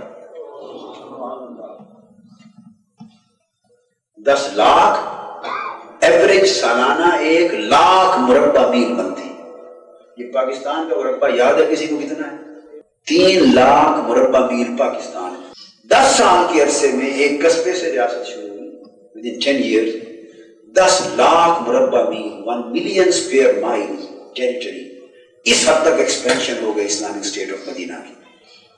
اور یہ جو نظام اس کو قائم کر دیا، پھر یہ پروسیس جاری رہا. 1 صدی مکمل نہیں ہوئی تھی، 100 سال مکمل نہیں ہوئے تھے کہ فرانس کے وسط سے اسپین اور خلیج بسکے سے لے کر چائنا، وسطی ایشیا، افریقہ اور یورپ سے لے کر ترکستان اور ہند تک سارا خطہ روئے زمین کا اسلام کی سلطنت کے جھنڈے کے نیچے تھا. اور تاریخ بتاتی ہے کہ برطانیہ عظمیٰ کا دور، جس کی نو آبادیات اور کالونیز میں سورج غروب نہیں ہوتا تھا، اور رشیا کے عروج کا دور بھی دیکھا ہے، جغرافیکل اور ٹیریٹوریل لیمٹس میں وہ ادوار مل کر بھی سلطنت مصطفیٰ کی عظمت کا مقابلہ نہیں کر سکتے. اور سلیم دی میگنیفیشنٹ آٹمن امپائر، عثمانی ترکوں کے زمانے میں سلیم جو عظیم سلیم فاتح عظیم، اس کے دور میں بھی مسلمانوں کی سلطنت کا 200 سال تک پہلے یہ تھا. اتنی بڑی سلطنت دنیا میں اسلام کی قائم کی. اور اس کو ویسٹرن اسکالرز لکھتے ہیں، میں کوٹ کر رہا ہوں اسی ہارٹ کا Michael. However, united by Muhammad sallallahu alaihi wasallam for the first time in history and inspired by the fervent belief in the one true God, these small Arab army now embarked upon one of the most astonishing series of conquests in human history. To the northeast of Arabia lay the large new Persian Empire of the Sassanids. To the northwest lay the Byzantine or the Eastern Roman Empire centered in Constantinople. Numerically the Arabs were no match for their opponents.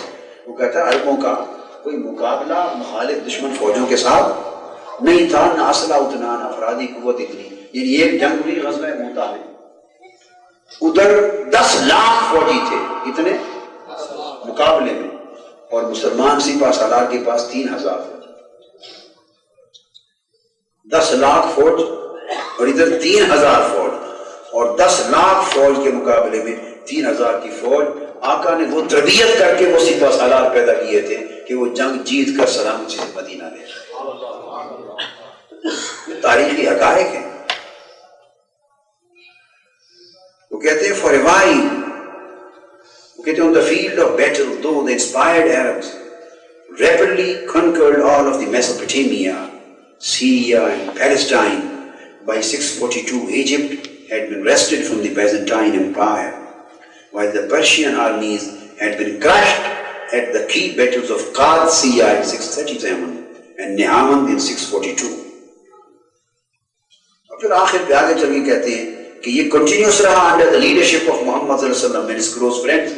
Immediate successors Abu Bakr and Umar continued the same process, but it did not mark the end of the Arab advance. By 711, the Arab armies had swept completely across North Africa to the Atlantic Ocean.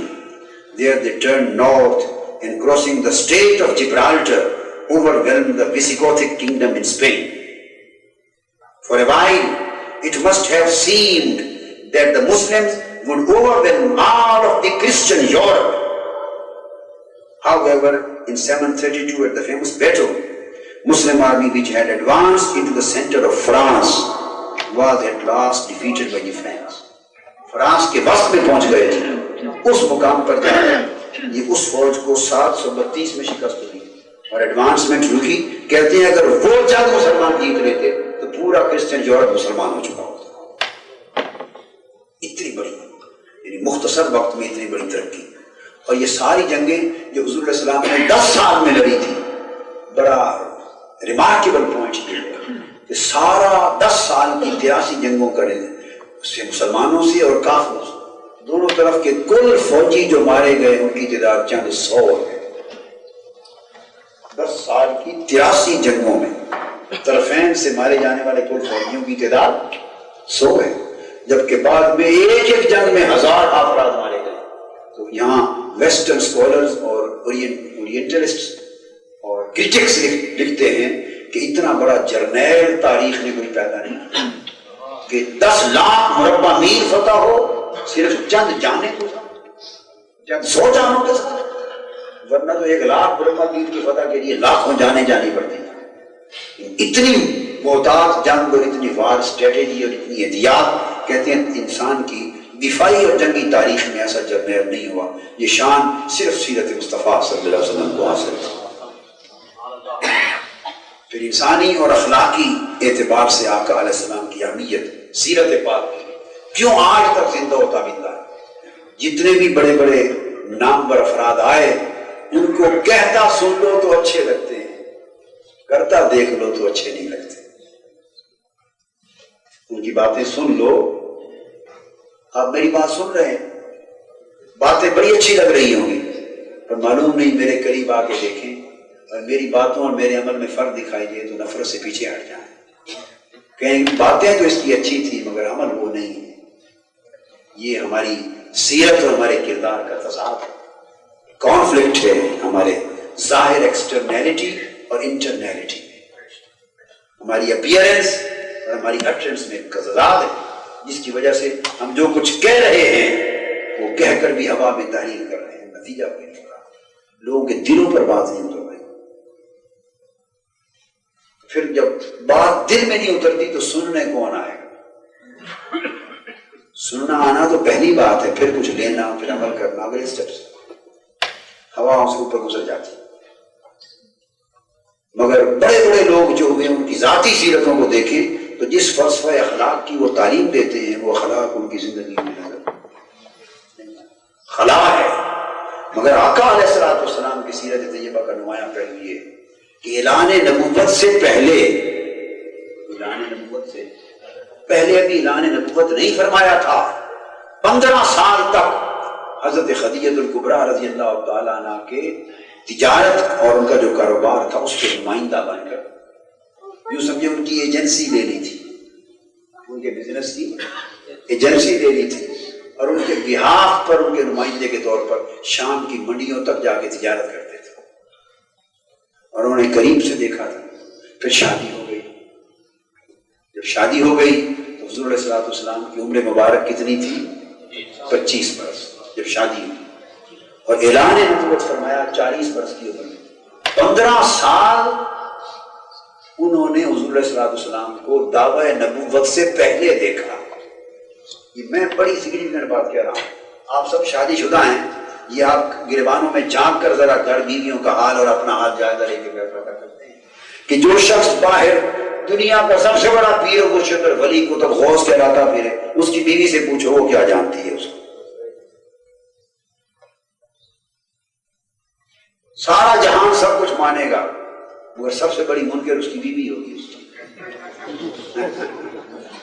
میں غلط کہہ رہا ہوں درست کہہ رہا ہوں۔ باہر بڑے ادب، بڑے احترام، بڑی اونچی درجے اور بڑی ولایتیں اور پیریاں اور جبے کبے اور پھونک پھانک ہوگی، اور گھر جاؤ تو وہ بیوی سے بھی ڈرتا ہو، بیوی مانتی نہیں اس کی ولایت، وہ جاوے جاؤ پیرو نہ دے تو میرا نہ ہو، میں تو سیدھا کرتے رہتا ہوں، میرے کو کوئی گل چھپی ہے تیری ہے پیے تک سارا بدن جان رہی ہے، کیوں اندروں کی ہے یہ باہر جا کے پھوکے شوکے تھے پھوکاریاں تھے پیریاں میریاں مارے، بیوی کے سامنے سب فلیٹ ہو گئے کیونکہ وہاں تو کردار بے نقاب ہو کے آنکھوں کے سامنے آ گیا۔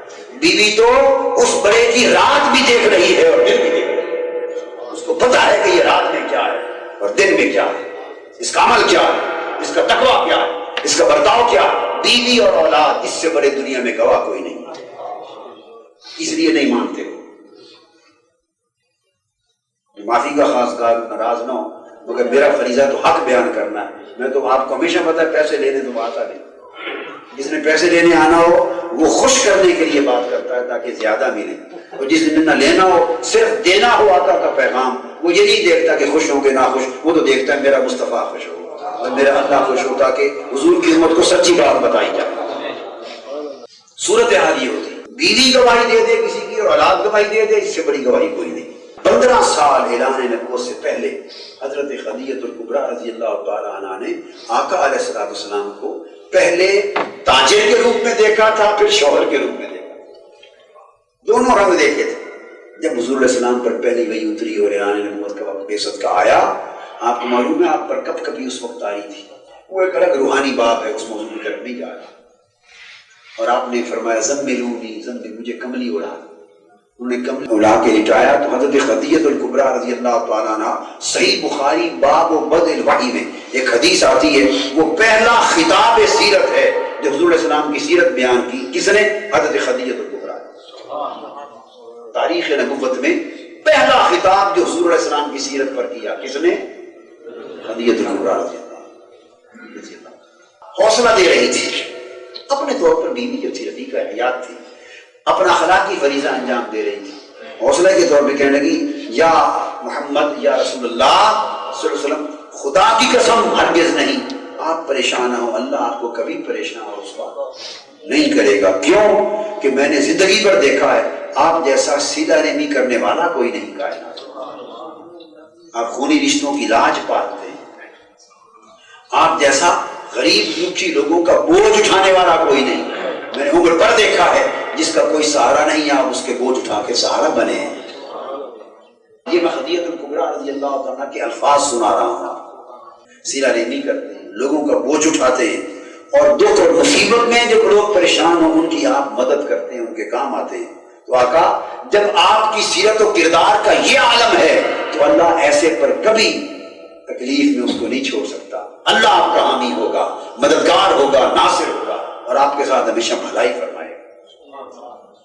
یہ حضور علیہ السلام کی سیرت کا بیان کر کے پھر کہنے لگی، جب آقا نے فرمایا مجھ پر اللہ کی وحی آئی ہے اور اعلان نبوت کا حکم ہوا ہے، خدیجہ الکبریٰ رضی اللہ تعالیٰ کہنے لگی یا رسول اللہ میں تو آپ کو 15 سال سے دیکھتی چلی آ رہی ہوں، باقی تو لوگ ایمان بعد میں لاتے پھریں گے، مجھ سے بہتر آپ کو کوئی نہیں جانتا، سب سے پہلے تو کلمہ پڑھ کے میں مسلمان ہوں، لا الہ الا اللہ، کلمہ پڑھا اور مسلمان ہوں، ایمان لائیں۔ شوہر کے روپ میں دیکھا تھا اور دیکھا تھا کہ اس سے بڑا عظیم انسان کائنات میں کوئی نہیں، لہذا اگر یہ نبی ہونے کا دعویٰ کرتا ہے تو سچا دعویٰ ہے، اور وہ بیوی تھی امتی بن گئی، زوجہ تھی امتی بن گئی۔ آج بیوی کسی کی مرید ہی نہیں بنتی، سب مرید باہر ہوتے ہیں، گھر کے بیوی نہیں بنتی مرید، باہر بنائے جاتے ہیں۔ قربان جائیں، زوجہ ہے، زوجہ تجارت بھی کروائی ہے، زوجیت کا رشتہ بھی دیکھا ہے، اور آقا کی امتی ہے۔ وولٹائر ایک غیر مسلم اسکالر ہے، وولٹائر، اس نے اسے دلیل بنایا، وہ کہتا ہے کہ محمد مصطفیٰ صلی اللہ علیہ وسلم کی سیرت کی میرے نزدیک تو سب سے بڑی دلیل یہ ہے کہ آپ کی بیوی سب سے پہلے آپ کی نبوت پر ایمان لائی، اس نے ہسٹوریکلی لکھا، معمولی بات نہیں، بہت بڑی بات ہے۔ انسانی اخلاقی سطح پر کوئی آپ کا ہمسایہ بنا وہ گرویدہ ہو گیا، شوہر ہے، شہری ہیں، ہمسائے ہیں، کسی کے دوست ہیں، تاجر ہیں، حاکم ہیں، الغرض ہر اعتبار سے حضور علیہ السلام نے جس جس کو دیکھا ہے وہ آپ کی سیرت کا گرویدہ ہو گیا۔ سیرت کی انتہا اپنے تو مانتے ہی ہیں، اپنے تو یہ کبھی نہیں ہوا کہ دشمن بھی کسی کی سیرت کے مداح بن جائے، حتیٰ کہ اتنے دشمن ہجرت کی رات آپ کے گھر کا محاصرہ کر رہے تھے، جو تلواریں لے کر ارد گرد کھڑے تھے اور آپ کی قتل کے در پہ تھے، آپ کی جان پاک کو ختم کرنے کے معاذ اللہ در پہ کہ نکلیں تو شہید کر ڈالیں، قتل کر ڈالیں۔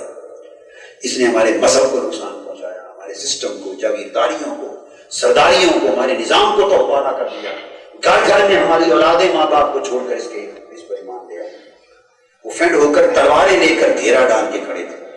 مگر قربان جائیں سیرت کی عظمت کا کہ وہ لوگ جو دشمن بن کے تلواروں سے شہید کرنے کے لیے کھڑے ہیں، انہی کی امانتیں اسی مصطفیٰ کے پاس پڑی،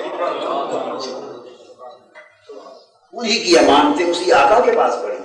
اس کا مطلب ہے قتل کے درپے بھی ہیں مگر صادق اور امین بھی مانتے ہیں، قتل کرتے وقت بھی اس بات کا انکار نہیں کہ ہیں تو یہ سچے ہیں، تو یہ اونچے ہیں، تو یہ امانت والے، امانتیں آقا کے پاس پڑی صلی اللہ علیہ وسلم۔ اور پھر قربان جائیں آقا کی سیرت پاک پر کہ وہ جو تلواریں لے کر مارنے کے لیے آئے کھڑے اور خود ہجرت کا حکم آ گیا ہے کہ ہجرت کر جاؤ میرے پیارے حبیب صلی اللہ علیہ وسلم، تو ان کو بھی فکر انہی امانتوں کے لوٹانے کی۔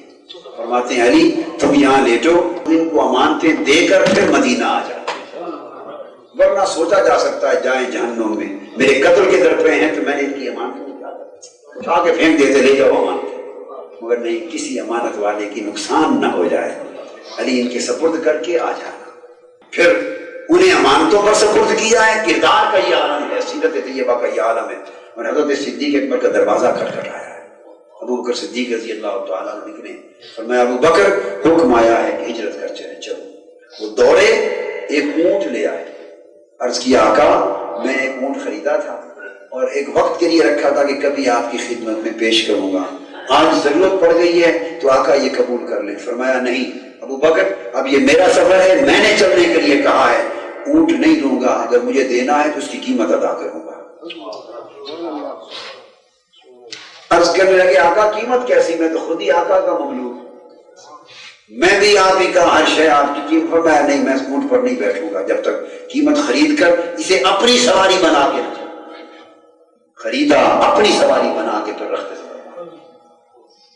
فرمایا ابو بکر اب تم میرے اونٹ پر بیٹھو کیونکہ تمہیں میں نے بلایا ہے۔ اور مدینہ پہنچے، مدینہ طیبہ پہنچے، مسجد نبوی بنانے کا وقت آیا، فرمایا جگہ لے کے مسجد بناؤ، تو پتہ چلا ایک زمین پڑی ہے اور یہ یتیم بچوں کی ہے۔ ان بچوں کو بلایا گیا، انہوں نے عرض کیا یا رسول اللہ صلی اللہ علیہ وسلم، اس سے بڑی خوش قسمتی کیا کہ ہماری زمین پر آپ کی مسجد بن جائے، ہم آپ ہدیہ پیش کرتے ہیں، آپ کی بارگاہ میں قبول کر لیں۔ فرمایا نہیں، تم یتیم بچے ہو، نابالغ ہو، تم سے ہدیہ میں نہیں لے سکتا، تم اس کی قیمت مول لگوا لو، مارکیٹ ویلیو کے اعتبار سے پیسے دے کے خریدیں۔ مسجد کے لیے یتیم بچوں کا ہدیہ نہیں لیا، مسجد کے لیے یتیم بچوں کا ہدیہ نہیں لیا، قیمتاً پیسے دے کے مسجد کے لیے زمین خریدی۔ اور ہمارا حال کیا ہے، ہدیہ نذرانہ لینا ہو تو نہ کوئی یتیم چھوڑتے ہیں نہ کوئی بیوہ چھوڑتے ہیں، آ جائے بس آ جائے۔ وہ دینے والا رسول ہے، لینے والا نہیں۔ اتنا بڑا کردار، اتنی بڑی عظمت، اتنا بڑا تقویٰ، اتنی بڑی سیرت، اور یہ وجہ ہے کہ جب وہ کافر مکہ کے اور مشرک اور دشمن جنہوں نے حضور علیہ السلام کو وہاں سے ہجرت پر مجبور کر دیا تھا، آپ شہر مکہ چھوڑ کے چلے آئے تھے، جب ان کافروں دشمنوں میں سے بھی کسی کو مکہ سے چل کے مدینہ آنا ہوتا اپنے کام کے لیے، اور رات دن بھر کام کر کے رات سونے کا ٹھکانہ نہ ملتا، سونے کے لیے ٹھکانہ نہ ملتا، تو وہ دشمن جنہوں نے ملک بدل کر دیا تھا وہ بھی رات سونے کے لیے پھر در مصطفیٰ کو ٹھکانہ سمجھتا۔ کتنا کمال سیرت ہے، کتنی عظمت سیرت ہے۔ حضور السلام کی بارگاہ میں آتے، ہم تو مسلمان بھائی کے ساتھ بھلائی کرنے کو تیار ہوتا، آج مسلمان بھائی کے ساتھ بھلائی کو تیار نہیں ہوتا تو امت کا یہ حال نہ ہوتا جو ہو رہا ہے۔ اور وہاں دشمن کافر جو تلواروں کے سائے میں کھڑے تھے اور آپ تشریف لے آئے، وہ بھی آ جاتا کہ میرے پاس ٹھکانہ نہیں، فرماتے میں تو ساری کائنات کا ٹھکانہ ہوں، اپنے گھر ٹھہراتے، اپنے ہاتھوں سے کھانا کھلاتے، چادریں بچھا دیتے۔ کیا سیرت ہے، کیا کردار ہے، کیا عظمت ہے، کیا نبوت و رسالت ہے۔ کہاں گئے یہ طور اتوار، یہ سیرت و کردار؟ جب یہ کردار نہیں ہے تو کوئی تقویٰ نہیں، کوئی ولایت نہیں، کوئی روحانیت نہیں، کوئی بزرگی، کچھ دین کچھ نہیں، باقی سب قصے کہانیاں۔ اور ایک کافر آتا ہے آقا کی بارگاہ میں، وہی دشمنوں میں سے رات گزارتا ہے، تو آقا نے پوچھا کچھ کھاؤ گے پیو گے؟ جی ہاں بھوکا ہوں، چاہیے۔ اس وقت 7 بکریاں تھیں، بخاری شریف کی حدیث، حضور علیہ السلام کے گھر دودھ والی، آپ نے اپنے دست مبارک سے خود دودھ دوہا اور برتن بھر کے اسے پیش کیا، کافر کو دودھ دو کر اس نے پی لیا، پوچھا اور؟ اور بھوک ہے۔ آپ نے دوسری بکری کا دودھ دو کے بھی پیلا، پوچھا اور؟ اس نے کہا جی ہاں اور۔ تیسری بکری کا بھی دودھ دو کے پیلا، سلسلہ خوراکیہ کا 7 بکریوں کے دودھ دو کر پلا، 7 بکریوں کا دودھ ختم ہو گیا، وہ سیر ہو کے سو گیا، بکریوں کا دودھ ختم ہوا اور گھر اہل بیت محمد پر فاقہ رہا صلی اللہ علیہ وسلم، سب فاقے سے سوئے، مہمان کو پلا، 7 بکریوں کا دودھ پی گیا، مگر آقا علیہ السلام نے جس کو سارا دودھ پلا دیا جو فاقے میں تھے، تو جو سیر ہو گیا وہ رات بھر سو نہ سکا، اور جو فاقے میں تھے وہ سکون کی نیند سو گئے۔ کیونکہ مہمان کو کھلا بیٹھے، کھلا کر سکون میں آ گئے، اور وہ سارا کچھ کھا پی کر نیند سو نہیں سکا، صبح تک سوچتا رہا، کبھی اپنے حال کو دیکھتا، کبھی مصطفیٰ کے حال کو دیکھتا، کبھی اپنے کردار پہ نظر کرتا کہ ہم مکہ والوں نے کیا کیا تھا، کبھی آقا کے کردار پہ نگاہ ڈالتا۔ ساری رات اس کشمکش میں گزر گئی، اسی کشمکش میں گزری میری زندگی کی راتیں، ساری رات کشمکش میں گزر گئی۔ ادھر صبح طلوع ہوئی، ادھر اس خوش نصیب کی فجر ایمان طلوع، اور اس نتیجے پر پہنچا کہ جس پیغمبر کی سیرت اتنی بلند ہے وہ نبوت میں بھی سچا ہے۔ بس وہ اسی دودھ پلانے کا ایک آقا کا خلق کا عمل دیکھ کر ایک رات کے عمل میں مسلمان ہو گیا، مسلمان ہو گیا۔ صبح حضور علیہ السلام تشریف لائے، وہ کلمہ پڑھ کے مسلمان ہو گیا، صحابی بن گیا۔ آقا علیہ السلام نے صبح اب ناشتے کے وقت دودھ دو کے پھر لائے، مبارک ہاتھوں سے پیالے میں دودھ پی لیا، پھر پوچھا اور لاؤں، چونکہ تجربہ تھا رات کا، 7 بکریاں پی گیا، 7 بکریاں پوری ختم کر گیا، پھر پوچھا اور لاؤں، عرض کہ نہیں آقا اب سیر ہو گیا، سیر ہو گیا۔ تو جب تک پیٹ میں کفر تھا کھا کھا کھا کے پیٹ بھرتا نہ تھا، اور جب پیٹ میں ایمان آ گیا ایک پیالے سے سیرابی ہو گئی، چونکہ ایمان تو کوئی اور سیرابی عطا کرتا ہے، وہ کفر کو نصیب نہیں کرتا۔ ہمارا حال یہ ہے کہ ہمارا سارا زور کھانے پر ہے، کھلانے پر نہیں، کھانے پر ہے، کھلانے پر نہیں۔ میں مزاحن کبھی کبھی کہتا ہوں کہ یہ علماء اور ہم لوگ جو میلاد اور 11ویں کے آپ کو درس دیتے ہیں، کبھی میلاد کے دن ان کے گھر جا کے دیکھے، گھر نہیں میلاد پڑھتا ہوں، 11ویں گھر نہیں پڑھتی، اس گھر نہیں پڑھتے، ان آگے پڑھواتے ہیں، ان کا کام تو درس دینا ہے، خرچ کروانا اور جا کے کھانا ہے، خرچ کرنا اور کھلانا نہیں۔ اور زمین اور آسمان کا فرق پڑ گیا۔ کس طرح انقلاب آئے اس امت میں اور ہمارے احوال میں، جب تک ہم خود انقلاب اپنے اندر نہیں لائیں گے باہر نہیں آ سکتا۔ تو حضور علیہ السلام کی اس ایک رات کے عمل نے اس کی کایا پلٹ گیا، اس نے خلق میں۔ اور ہمارا حال یہ ہے کہ ہم کافر تو کیا، کسی سے اپنا چھوٹا سا اختلاف بھی اور اس سے ہاتھ ملانے کو بھی تیار ہے، ہاتھ ملانے کو بھی تیار ہے۔ اونٹ اور اژدہا سانپ سے بڑھ کر بیر دل میں رکھتے ہیں، ارے دل میں بیر اور آگ لیے پھرتے ہوں، اور چاہیں کہ اس میں اللہ رسول کی محبت بھی آ جائے، یہ ناممکن ہے۔ حضور علیہ السلام کی سیرت پاک تو یہ ہے کہ ایک یہودی لڑکا آپ کی خدمت میں آیا کرتا تھا، یہودی تھا، پتا تھا کہ دشمن ہے، دشمن کا بیٹا ہے، مگر محبت تھی، اسے خدمت میں آتا تھا، آپ نے کبھی روکا نہیں تھا، چلو آتا ہے، خدمت کرتا ہے، بیٹھنے دو۔ ایک روز کیا ہوا کہ وہ بیمار ہو گیا اور آپ کی خدمت میں نہ آ سکا۔ 1-2 روز گزرے، یہ بھی صحیح بخاری شریف کی حدیث ہے، 1-2 روز گزرے تو آپ نے پوچھا وہ یہودی کا بیٹا آتا تھا 1-2 دنوں سے نہیں آ رہا، کیا ہوا؟ پتا چلا آقا وہ بیمار ہے۔ حضور اسلام نے فرمایا صحابیوں کو، چلو بھائی وہ ہماری خدمت میں آتا تھا، بیمار ہے تو اس کی مزاج پرسی کرا، یہودی کے گھر اس کی مزاج پرسی کے لیے چلے گئے۔ بس اس پر ساری سوچ کر ہمارا حال کیا ہے؟ ایک دوسرے میں مسلمان ہیں، کہیں عقیدے کا فرق ہے، کہیں مسلک کا فرق ہے، کہیں فقہ کا فرق ہے، حتیٰ کہ اب تو حالت یہ ہو چکی ہے کہ سب اہل سنت ہیں، پیروں کا فرق ہے، سلسلوں کا فرق ہے، مسجدوں کا فرق ہے، اور مسجدوں میں ایک کمیٹی ہے، ایک پیر کے مرید ہیں، ایک مسجد کے نمازی ہیں، آپس میں امام پر اختلاف ہے، تو ایسے ہیں جیسے ادھر یزید ہے ادھر کربلا ہے، اس طرح جنگ ہے آپس میں۔ کیا کردار ہے، کیا اخلاق ہے ہمارا، کیا مسلمانی، کون سا منہ دکھائیں گے ہم آقا علیہ السلام کے سامنے جا کر؟ تو یہودی کے گھر چلے گئے، بچے کی عیادت کی، بیمارداری جا کے بیٹھے، عیادت فرمائی، سرانے بیٹھ گئے، وہ قربان جائیں یہودی کے بیٹے تیرے نصیب پر کہ تیرے سرانے آقا آ کے بیٹھے، اور تیری خیریت پوچھ رہے ہیں، بتاؤ بیٹے کیا حال ہے؟ جب خیریت پوچھ لی، یہودی سرانے کھڑا ہوا سامنے دیکھ رہا ہے، مطلب دشمن ہے آقا کا، کھڑا دیکھ رہا ہے۔ تو حضور علیہ السلام جب اٹھنے لگے تو آج پہلے دن اس بچے کو فرمایا بیٹے کلمہ پڑھ لے میرا اور مسلمان ہو جا۔ وہ ہمیشہ آپ کی بارگاہ میں آتا تھا، ہمیشہ، مگر وہاں کبھی اسلام کی دعوت نہیں دی تھی، چپ رہتے تھے۔ آج وہ بیمار ہے، اس کے گھر آئے ہیں اور سرانے بیٹھ کے فرما رہے ہیں کلمہ پڑھ لے مسلمان ہو جا۔ نگاہ پیغمبر دیکھ رہی تھی کہ اس کا وقت آخر آ چکا ہے اور یہ میری خدمت کرتا رہا ہے، میری خدمت بھی کرتا رہا ہوں اور جائے بھی دوزخ میں، اسی بدعقیدی پر کفر پر مرے اور دوزخ میں جائے۔ آقا کی سخاوت اس کا گوارا نہیں کر رہی تھی، فرمایا کلمہ پڑھ لو۔ بچے نے نگاہ چرا کے اپنے باپ کی طرف دیکھا کہ باپ کیا کہتا ہے، اور باپ بولا مجھے کیوں دیکھتے ہو، رسول جو کہہ رہے ہیں کہہ دو۔ تو ہر ایک کے گھر جا کے تھوڑا دیکھتے ہیں، یہ تیرا نصیب ہے کہ گھر چل کے آگے پڑھ لو۔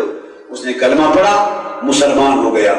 آقا نے دعا دی، گھر سے قدم مبارک باہر رکھا، اس کی روح کفن سے انصری سے پرواز کرتا، وہی لمحہ تھا فوت ہو گیا۔ آئے اس لیے تھے کہ کلمہ پڑھا لیں، کہ بے شک کافر تھا مگر میری خدمت تو کرتا رہا، تو میری خدمت کرتا رہے، دوزخ میں نہ جلے، کلمہ پڑھا کے اسے جنت والا بنا جائے، جنت والا بنا۔ حضور علیہ السلام کی سیرت طیبہ اور آپ کی رحمت اور آپ کا کردار اور آپ کی عظمت، اس کے اندر بڑے سبق ہیں۔ ہم اگر خالی نعرے لگاتے رہیں تو ایک بات، اور اگر اپنی زندگیوں میں انقلاب لانا چاہیں تو حضور علیہ السلام کی سیرت طیبہ کا ایک ایک پہلو، ایک ایک رخ اور ایک ایک عنصر روشنی اور نور کے مینار ہیں۔ اگر ہم اس طرف لپک پڑیں تو ہماری تاریکیاں ظلمتیں دور ہو سکتی ہیں۔